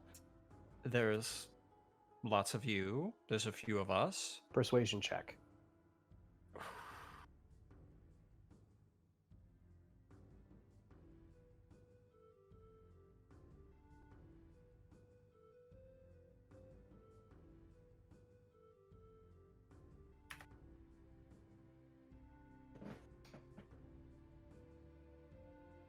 I know that's a -1.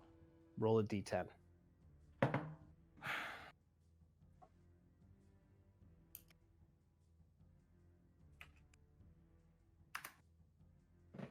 Two. All right.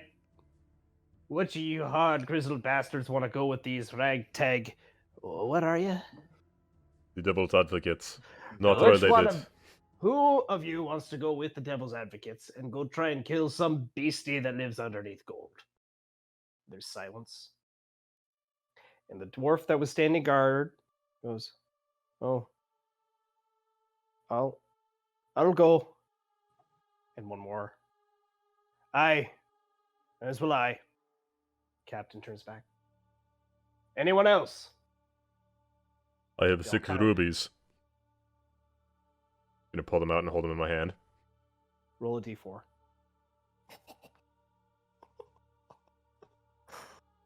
Damn it. That didn't work. Wow! Right here. Make a deception check. There for we go. investigation. 2 more go. I'll go if I can have at least a bite of a rupee. Well, I was just going to give all 6 rubies away, so... All right, I'm down. 2 more. Get into the crew. It's all right. Anyone else? Can I borrow one of your swords? Fuck off. Fair enough. Pass out the 6 rubies. And to your amazement, as they grab it, they eat it like a fucking apple. Mm-hmm. See, all of you guys were smart, but the ones that are left are even smarter. I'm gonna pull out an emerald worth 100 gold pieces. Anybody? The captain goes, "I ain't taking that one." He licks it for a second, gives it a sniff, kind of nibbles. It's fucking good. And as he reaches, like, as he's kind of nibbling, and then just miraculously, there's like a loud, like, as he just chews down. I had a hard candy in my mouth, that's why that happened. Mm-hmm. He just chews down on this emerald, and you just see like emerald dust kind of forming around his flaming beard. Alright, All right. let us go and face a metal construct. And some sort of thing in a pool of gold. Before we go, how much do you want for the immovable rod? Hey, Oren, how much was it? 3K? 3,000. Can you give me a smoking deal because we gave you a bunch of gemeralds? Gemeralds? The Yeah, quantum you said gemerald. That's what we call it in my neck of the The woods. chaos Make a- generals. Make a persuasion check with disadvantage because you said smoke and deal because I gave you gemeralds. So 2d20. You said deception or perception or wait what? Persuasion. Persuasion. I'm not sure if I did say persuasion. I may have messed up there. A 2. No. Okay, just checking. You stupid son of a gun. Trying to be cutesy. Go. Everybody back to the secret room.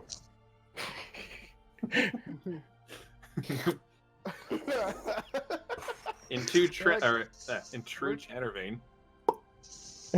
Oh Oh, fuck! You're inside of Zane! all of a sudden, Zane, you just see arms sticking out of you, and it's like, oh god, kill them now. It's like the fly. So he got 2, I got 2. What about the last guy that I got with the emerald? He's not coming. He Oh, the just took the captain? emerald. Oh, you took Yeah. the emerald? Okay. Yeah. Right. So, this room formerly had a little floating bastard. We killed it.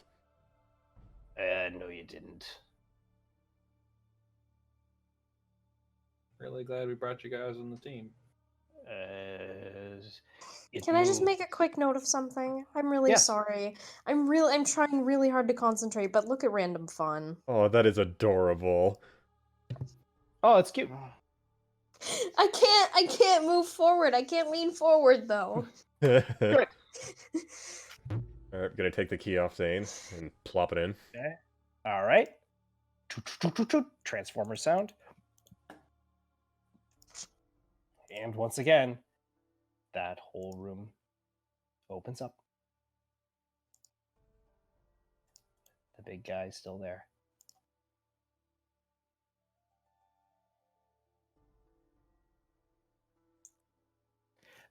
Hi, are you guys going in, or are you just gonna keep us out here? Many of us are spellcasters. You should go after Mo and Alastar here. Gonna move out to the side.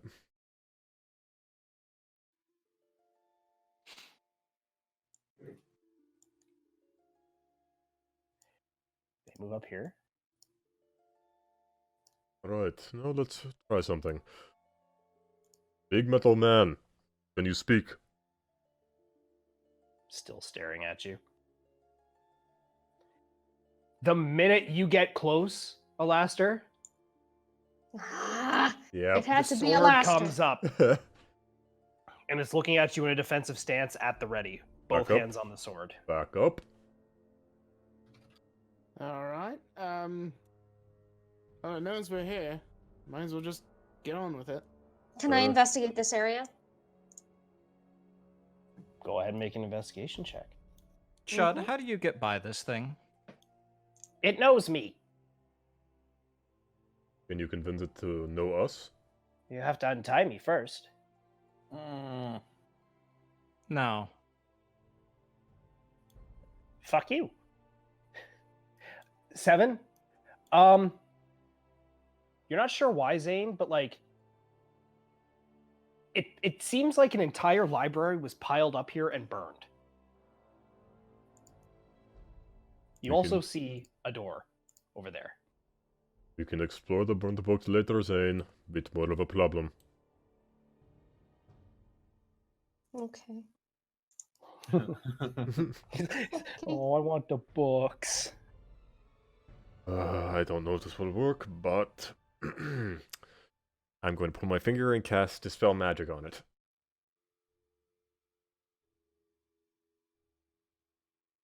Read me Dispel Magic.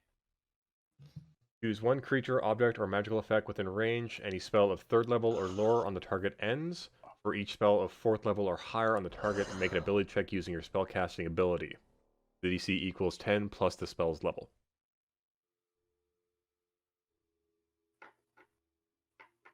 Yep, sorry. Okay, you have to make a roll. Plus... Baby, please. 13. Fuck.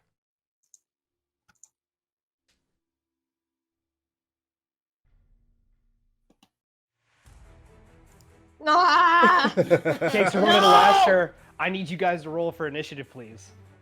Okay. I tried. Ugh. Shit. Shit. Shit! Wow.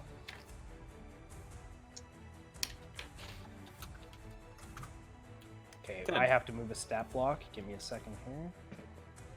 Oh god, I'm possibly the first one to go. This is bad. Okay. I gotta roll more. 1 second here. Higher than a 20. 21.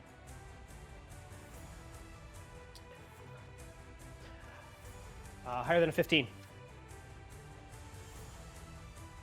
Really? Yep. Shit. Absolutely. Lower than 10. To start there. Okay, give me a second then. I'm writing down everything else's initiative. Ooh, that's good. Yeah, that should be... Okay, higher than 10. I got 10 exactly. Okay, anyone higher than that? Nope. Oh my god. Well, rip you guys. You can tell by the music, this is probably going to be a fucking slobber knocker, right? Mm-hmm. Yeah. Higher than a 5. Zane was 7, me was 6. The last is 2. You were 6, Quirin. Zane was 7. Yeah, I got you down, Zane. And then 2 for Alaster. Top of the round, Mo, you are up. It is charging at Alaster, both hands on this absolutely massive golden sword, a blade on each side. At this point, as it gets closer, you can tell that the inside of its armor and its outer shell is molten. This isn't a construct. This is something else. Your training wheels are off. Mo. Can I run up to Alaster and try to pull him back? What are you pulling him back from? Just pull him back towards everybody else. Yeah, I'd say you can do that as it's charging. Yeah. Just be aware, while you're standing on this thing, which you're looking down, it's a fountain No. on a piece of street. Oh. On a piece of... This is Street. This is the fountain that fell. Oh. You can pull Alaster back. Yeah. Can I try to pull him back? Alaster, are you fighting this off? Or like, are you stopping Mo from doing it? No, I sense Mo's hands and go willingly. Yep. Okay. You pull him back at half movement, Mo. Okay, so that's 10.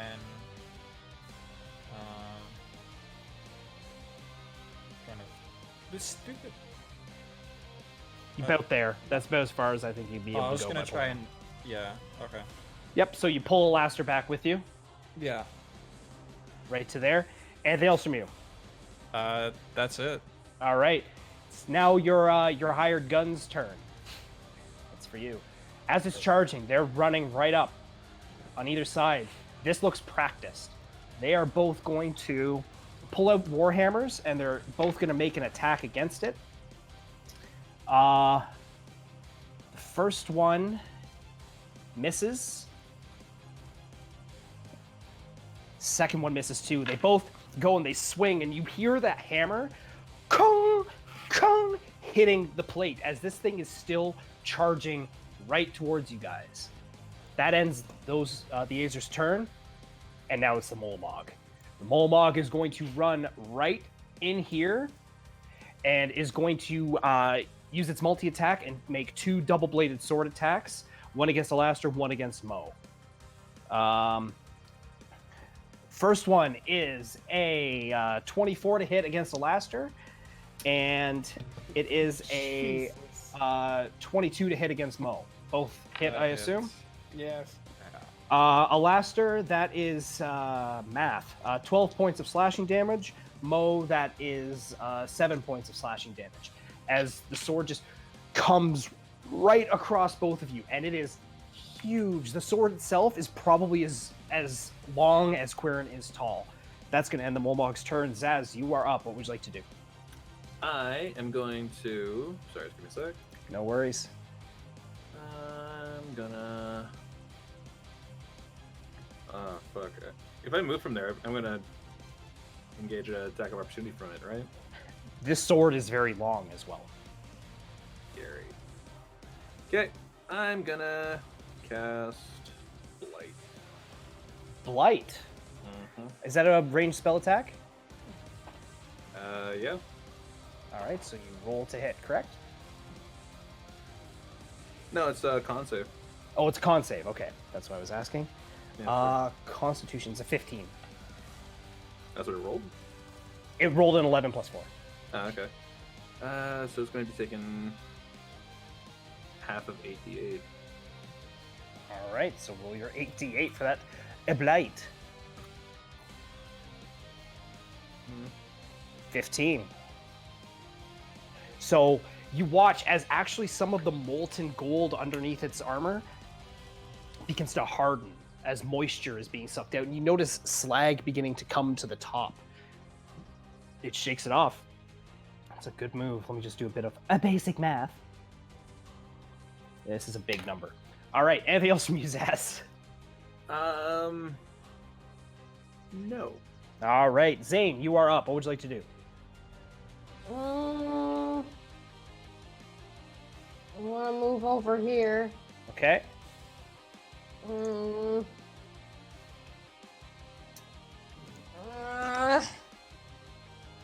I know you said it wasn't a construct.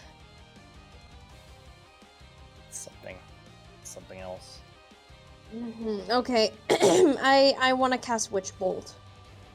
All right, is that a save on my part, or is that a spell attack to hit? Spell attack. Okay, so make your attack on Witch Bolt. And I think Witch Bolt's damage increases when you cast it level 4, correct? Yes, by one Okay. d12 each spell Yeah. slot above the first. So it does 4d12 damage. Yes. Okay. Okay, Uh-oh. so do I do +7? Yes. Oh! Oh, so you go and you kind of catch yourself on this fountain, which is long since fallen through and rickety, and you just can't quite get a grasp on its location as you're kind of slipping off and you just barely miss. Anything else? Nope. All right. The other Azers are going to come in on this side, and they're both going to make attacks. Nope. Nope. As both of their hammers just tong, tong. It sounds like someone hammering on metal. Quirin, you are up. What would you like to do? I am. Let's see here. Going to take a step back. It's going to take an attack of opportunity against you. Yep. Misses. Yep. It's a 10. I assume that misses. Oh yeah. And then Yeah, rolled low. second level, I'm going to summon a spiritual weapon. Okay, let me just grab that mini. It is still over here.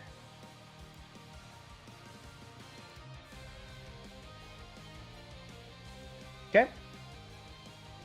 Right there, I assume. Yep. And it's making an attack. Yep. All right, go ahead and roll. 7.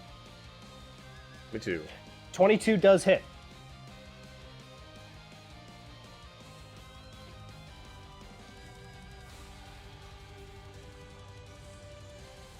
Oh, God damn it. I can't quite see it right now, so just bear with me. That's fine. There we go. 5 damage. 5 damage as it digs in. And that's You see everything. Bits of gold going flying everywhere. Alastair, you are up. What are you doing? I'm going to take 2 attacks with Amalthea. Okay. Here we are. They're +5. 5. Wow. 13 and a 6. Where'd you roll that? Oh, I rolled that in random fun. My bad. Okay. 13 and a 6. Yeah.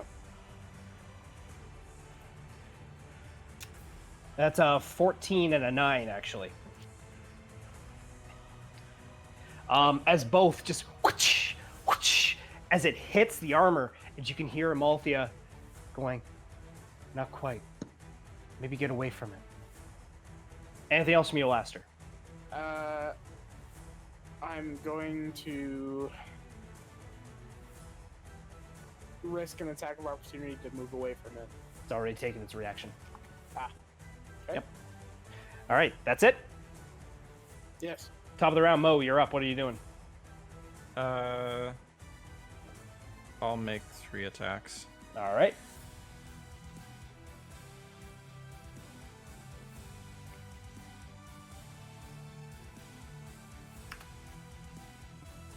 I assume that. Yes.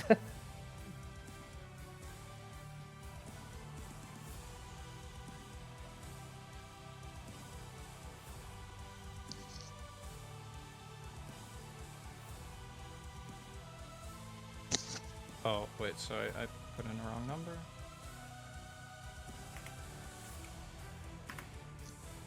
Oh, yes. 25. Look at And- you. And then I'm gonna move. Kind of around in that way, around the Okay. dwarf. It's gonna leave you there. So you kind of run up and having pulled the lasso out of the way, and you watch everyone making their attacks against it.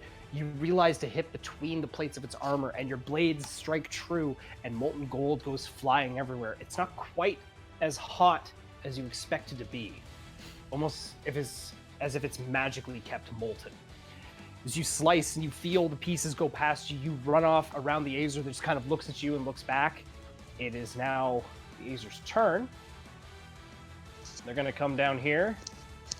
And come down here. And they're going to take 2 attacks. That's a hit. And that's a hit. There we fucking go. I know I statted these things for a reason. So, watching you slice between the plates, suddenly their hammers come up, kind of instead of the downswing they were doing before, to bring it like an upswing, and they're starting to hit the plate armor upwards, which you see slowly is peeling out and digging into the molten gold. They did a fair amount of damage, actually. I'll give them that. Ends its turn. It is now the Molmog's turn. Watching as it looks at the Azers that just knocked its armor off, it kind of focuses for a second, and what you would assume would be flexing, and you watch as the armor begins to reset itself. Ooh, that's a good roll. All right, as an action, it is now going to use its pound attack. Zaz, you are the only one in range. I need you to make a dexterity saving throw, please. Okay.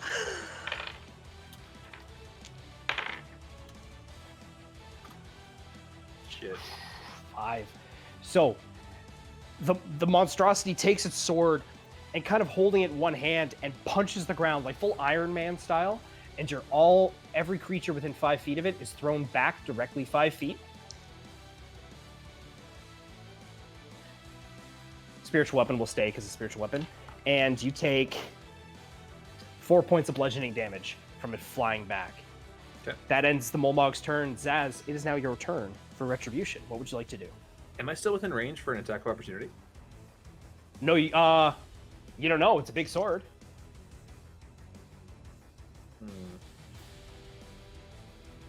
Okay. I'm gonna. As soon as my mouse wants to work with me. Do the thing, mouse.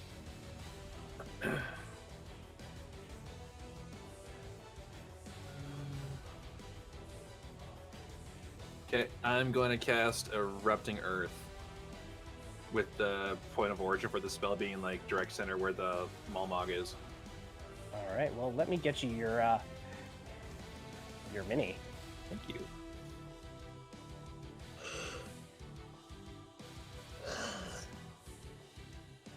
Oh, I'm on the wrong layer. That's why. There we go. Right about there, you said? Yep. So, as you cast it, all of a sudden, mushrooms and mycelium just cover the earth and erupt out. It does damage, right? Each creature in that area must make a dexterity saving throw. A creature takes 3d12 bludgeoning damage on a failed save, or half as much on a Okay. successful one. Now, Let's see here. Oh, it's doing the object thing. Give me 1 sec here. I'll change it to a token. And I have to bear with me here. No problem. Range. Send it back. There we go. So, it's doing the thing. Do it like this. Yep. All right, so it's right there, and you only want the Molmog to make the saving throw? Yep. Okay. Natural 1. Hooray! That's bad. Yay. 24. 24. Jesus Christ. Additionally, the ground in that area becomes difficult terrain until cleared. Each 5-foot portion of the area requires at least 1 minute of hand or to clear by hand. But he ain't gonna do that. No, I'd assume not. So, it is difficult terrain, so if you guys walk through this, be aware your movement speed is halved. Okay? Anything else from you, Zaz? Nope. All right, Zane, you're up. What would you like to do? I want to cast Eldritch Blast. Both beams. Both beams? Yeah. All right, go ahead and roll. You can just roll 2d20 plus 7.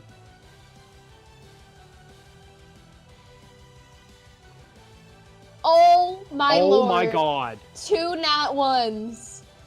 Oof. Can Oh. in the chat, please? Can roll damage. What do you mean roll damage? Roll damage. Oh, who did I hit? Well, it went right past him. Oh, both beams? Yep.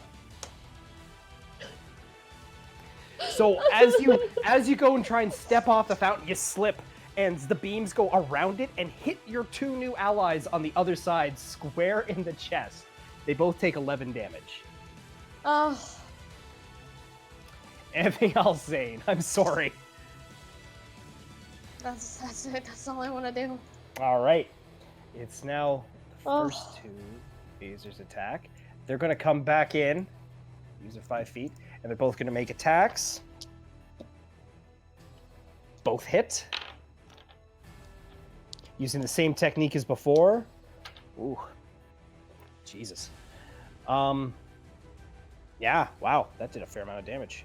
It's starting to look pretty rough. Yeah. Next up is Quirin. Quirin, what do you got for me? I am going to take an attack with my zippity up top. All right. Zip, Zip, zoobity bop. Hitting him with that spinning top. I'm not. Not a chance. All right. After that, I'm going to use my Channel Divinity, and it is going to have. Where is that?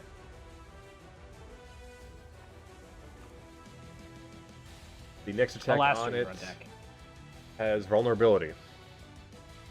Okay, so it'll do double damage. Yep. All right. Anything else from you? Nope, that's it. Alastair, you are up. What would you like to do? I'm going to cast. I'm going to cast Hunter's Mark at 2nd level.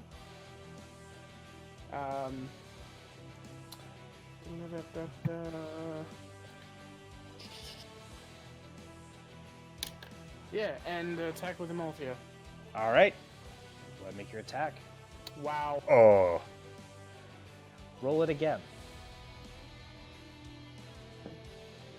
Man, the dice just hate me today. Just stop. Just stop already. 19. 19. So as you go and you make that attack, it misses. But all of a sudden you feel your wrist kind of flick slightly to the side, and as you pull it back, you catch it on the backswing. It's going to do a quarter damage. Oh, okay. that was a waste of I- that spell. Alright, so this will be... So roll a This will damage be- and it'll essentially be half because of vulnerability. Yeah. Yeah. I need to get you your stat block for your item card for your gloves, by the way. Don't let me forget that. 5. Okay, that is for the regular damage. Okay. And... Oh, shit. And this is the radiant? So you watch Alastair just completely miss, and then almost otherworldly, like his hand just takes over and he's shocked for a second as the whip just pulls back and catches it. Just in the kind of like the nape of the neck, and it just kind of looks and it turns slowly at you. Anything else from you, Alastair? Nope, standing All my right. ground. Top of the round, Mo, you are up. What would you like to do?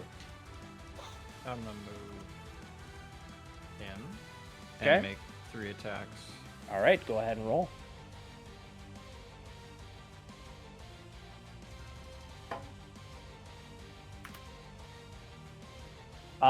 No, no, no. Oh. So you hop up on the mushrooms, you're kind of caught off, and kung, kung, kung. You miss all of the vulnerable points. You hit its armor every single time. Anything else from you? That's it. All right. Azer 3 and 4 are going to step in again. They're going to take their attacks. It's a miss and a miss. Just, again, there's a lot of clanging going on. It sounds like Carol of the Bells in here. It's now the Molmog's turn. It's going to... Yeah, it's going to use one of its recharge abilities. And it's going to pick up Azer 2 and Azer 1 in both of its hands. They need to make strength checks. Nope. And he is going to grab them and, like... What's the word I'm looking for? You know those monkeys with cymbals? Oh. Oh. He's gonna clap his hands. He's going to clap his hands, and they are going to take... That's 8d8. Ooh. Oh. So they're dead. Oh. As he just picks them up and just claps 8 times, essentially. And just... They're pretty much turned into a putty at this point. Zaz, you're up. What would you like to do? Give me a second. Just, oh god! He just like fucking Hulk. Yeah. Basically pick them up and crush them into a jam between his hands. Like that scene with Loki. Yeah. Worse. Because now there's... gods. So that guy just died within 10 feet of me. Oh, you motherfucker. Can I make him into a zombie? Perfect. So his back is kind of broken, so he's kind of lopsided. I'm going to change his state here to... Let's see. That's the zombie one. Awesome. All Thank right. you very So much. he's your Zambi. He's my Zambi. The other Azers, by the way, completely horrified by what just happened. And then they watch as suddenly their friend gets back up and he's kind of like lopsided. His face is just like ground beef. Like, I think I'm fucking done. I'm gonna give the guys a thumbs up and be like, it's okay. And then cast a level 3 Moonbeam on the dude. Molmog.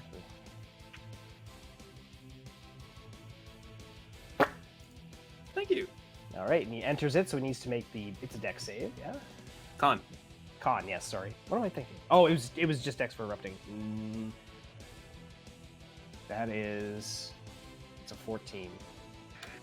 Yeah, it's supposed to be a 14, so... Yeah, okay. So he makes it, but he still takes half damage. Yep. 6 points is respectable. All right. So the moonbeam comes down. So now there's a zombie and a spotlight on these mushrooms. Anything else from you?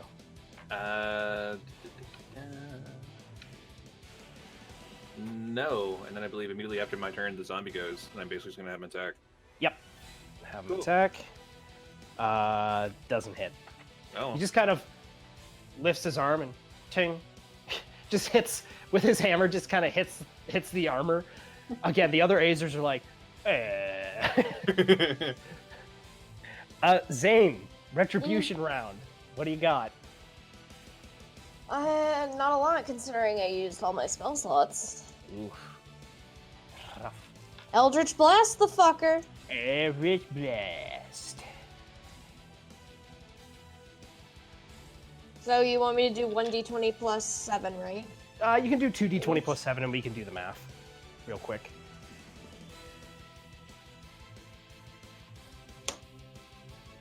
Oh Nope. my god, what's with the ones? The second one does hit. Barely. Okay. 18 barely hits. 16. That's good damage. It's starting to fall apart now. Is Eldritch Blast, the first one goes wide, but the second one hits. Piece of its armor actually goes flying off past, and because it was a natural one, the armor hits one of the Azers square in the face. I'm just gonna have him take 1 damage for that. Zane, anything else from you? No, I'm good. All right, the Azers. Actually, you know what? Can I move a little? All right, I'm over here now. the Azers are going to take their attacks. That's a 1 and a 3. Jesus Christ! So they go and they swing, and this thing gets hit, and it kind of shifts its position and shifts where its armor is, and the hammer just kong, just again misses entirely. Quirin, it's your turn. What would you like to do? Take your flame. All right. This might. Yeah, nope. It fails. Oh, nice. I rolled a 5.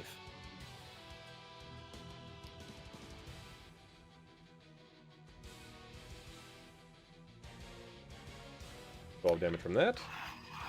All right. And then I'm going to hit it with my spiritual weapon. All right, go ahead and roll to hit. Fuck.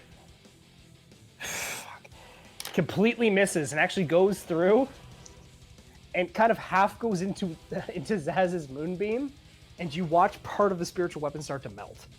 No. No, shit. You seen that video of the Flutterby fairy that flies into the fireplace? That. Alastair, you are up. What would you like to do?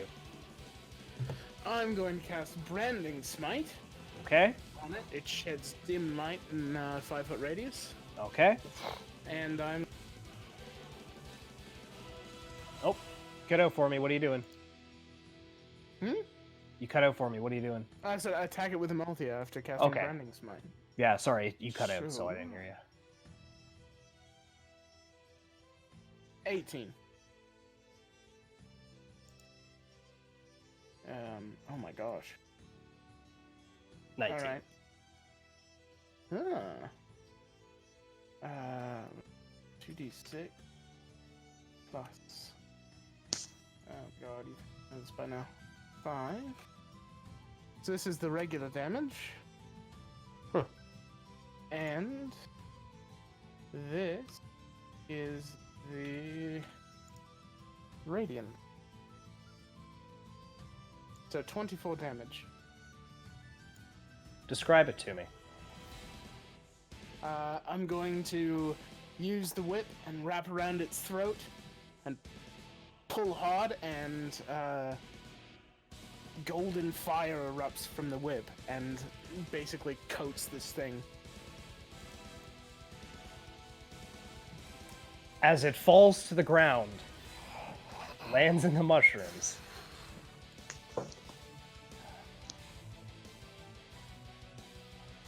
We're now out of initiative order. Nice. Izaz, Hmm. can you revive that thing? No.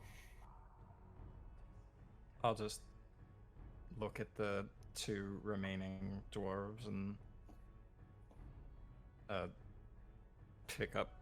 attempt to pick up their dead comrade, and just I'll take him back with you.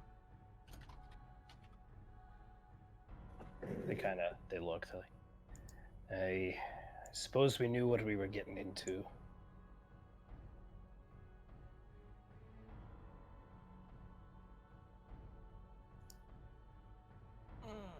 I don't really feel in the mood to look through whatever's beyond that door. Not yet, at least. Not yet. First, we need to check that thing's body to see if it has anything interesting, and check this room to see if it has anything interesting. Yep. I'll help you check this thing. I'll check the room. Okay. I will Same. also check the room. Please stop. Is that check an advantage or disadvantage now? We're just running around the room wildly. Like Naruto running around the room, not even looking at stuff. My investigation is 12. 17. 17. So what did everyone roll? Give me a second. A 19. Daz, you checking the body as well, or? Nah, I'm okay. I'm checking the room. I was checking the gold thing. I was checking the room. Okay, so checking the gold thing. As now that it is dead, the armor itself has fallen off, and the gold is starting to just kind of flood away across the ground, revealing some form of clockwork skeleton inside.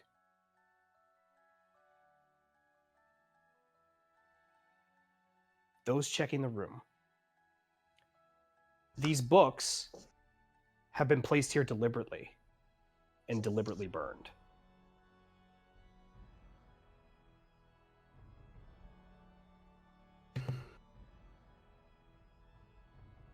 Is there nothing left of them? There's not a page or a cover Nothing. spine. Like, these are completely and like utterly just intentionally destroyed. This was like not even, this is like Fahrenheit 451 style. We need to get rid of all of this now. That's a shame, Zane. Sorry I couldn't get anything for you. I'm really curious about what's beyond that door. You don't want to take a breather before we find out? Short break. That way people can heal and relax. We'll take back the deceased Azir and apologize and Quick question. go- DM, Yes. now that they've died, has the fire gone out? It has. Oh, Like oh, Charmander. that's sad.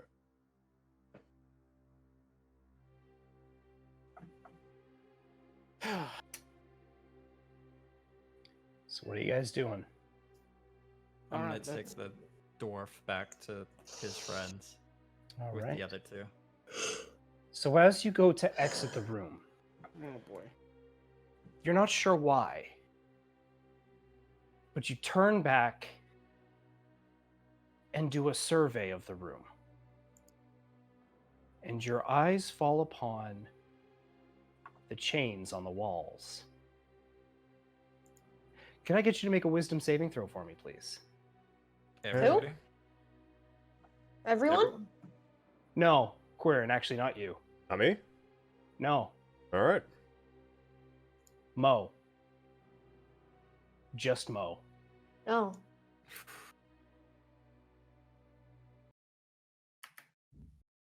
No. Just Mo.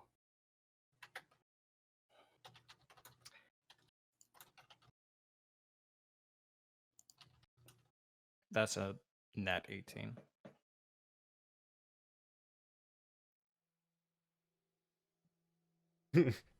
Uh-oh. Marley and Marley. Your mind Whoa! is Sorry. somewhere else. And you swear in the distance, you can hear a raven call. This place is important to you. You're not entirely sure what it is, but a woman's voice fills your mind. I don't have much left. But besides being the god of death, I am the god of memories too. And I think you need to remember this. As your vision is suddenly pulled back. And you can feel now the actual manacles on your wrists. The room is no longer burned. It's pristine.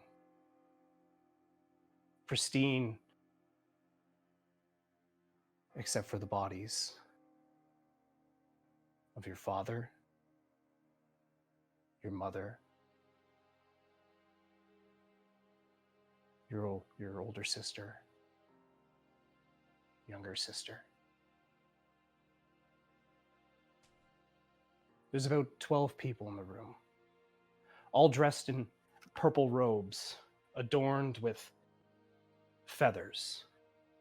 Some of them have white feathers. Some of them have black feathers. There's a man standing over your father's body. He's got wide shoulders and long black hair. And as he turns, you can see that there's piercings covering his face, his eyebrows, his ears, his nose, just completely adorned with every jewel that he could possibly find. He looks down at your father's body and he spits.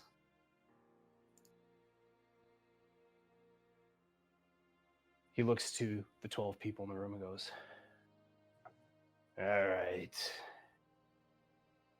Now how about I dispose of the Manticore's only son?" And there's silence in the room. No one appears pleased by the prospect.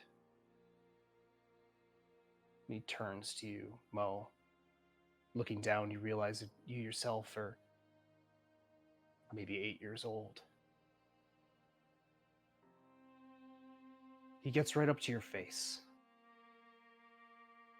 holds the axe to your throat, goes, "For what your father did, I'm gonna kill you now." And as he says that, doors begin to open. And you hear a voice you recognize, but you're not sure why. "Clemens!" As Victor Latimer steps through the crowd. "What have you done?" Turns back and goes, "You can stay out of this." Latimer pipes up, "Not the children. Take your revenge on him, but not his children." Clemens turns to Latimer. "Everything we worked for. Everything. I need my revenge. And I'm gonna feed these bodies to your little pet in the next room. Where's the dove?" Latimer looks at him. "She's taken care of. So if I don't kill him, then what do I do?" Latimer looks at you. The face is the same. "Put him in the gladiator pits. Let him earn his life. We're not going to kill children." Turns, looks at you, Mo. Leans down to your face. "Well, you hear that, you little shit? Looks like you got a second chance. No one comes out of those pits. Let's just hope the Raven Queen has mercy on you." And you're not sure why you remember this, Mo. But you spit in his face. Latimer looks at him and goes, "You know you've sealed your fate." "No, I haven't." "You better hope that boy dies. because he'll come back. Everyone following the magpie, you're to follow me now. The crowd puts their head down. They exit the room. You feel the chains being unlocked around you, and you look to your 3-year-old sister being carried out in Latimer's arms. And your vision returns to you. And that's where we're going to end tonight. Fuck. What the shit? Woo! God damn. That music was fucking awesome, dude. That bird at the end was great timing. Rip the direction that Mo's moral compass is now pointing in. Oh. Man, that was good. Well, thank you all for joining in on the first stream of the year. First stream of the decade. First stream of the decade. We will be back next week, hopefully with whatever Adriog is. And to see how Mo deals with that little bit of memory. Not well. Probably not. Tanner, Yes. can I play a song in closing? Okay. Here's Wonderwall.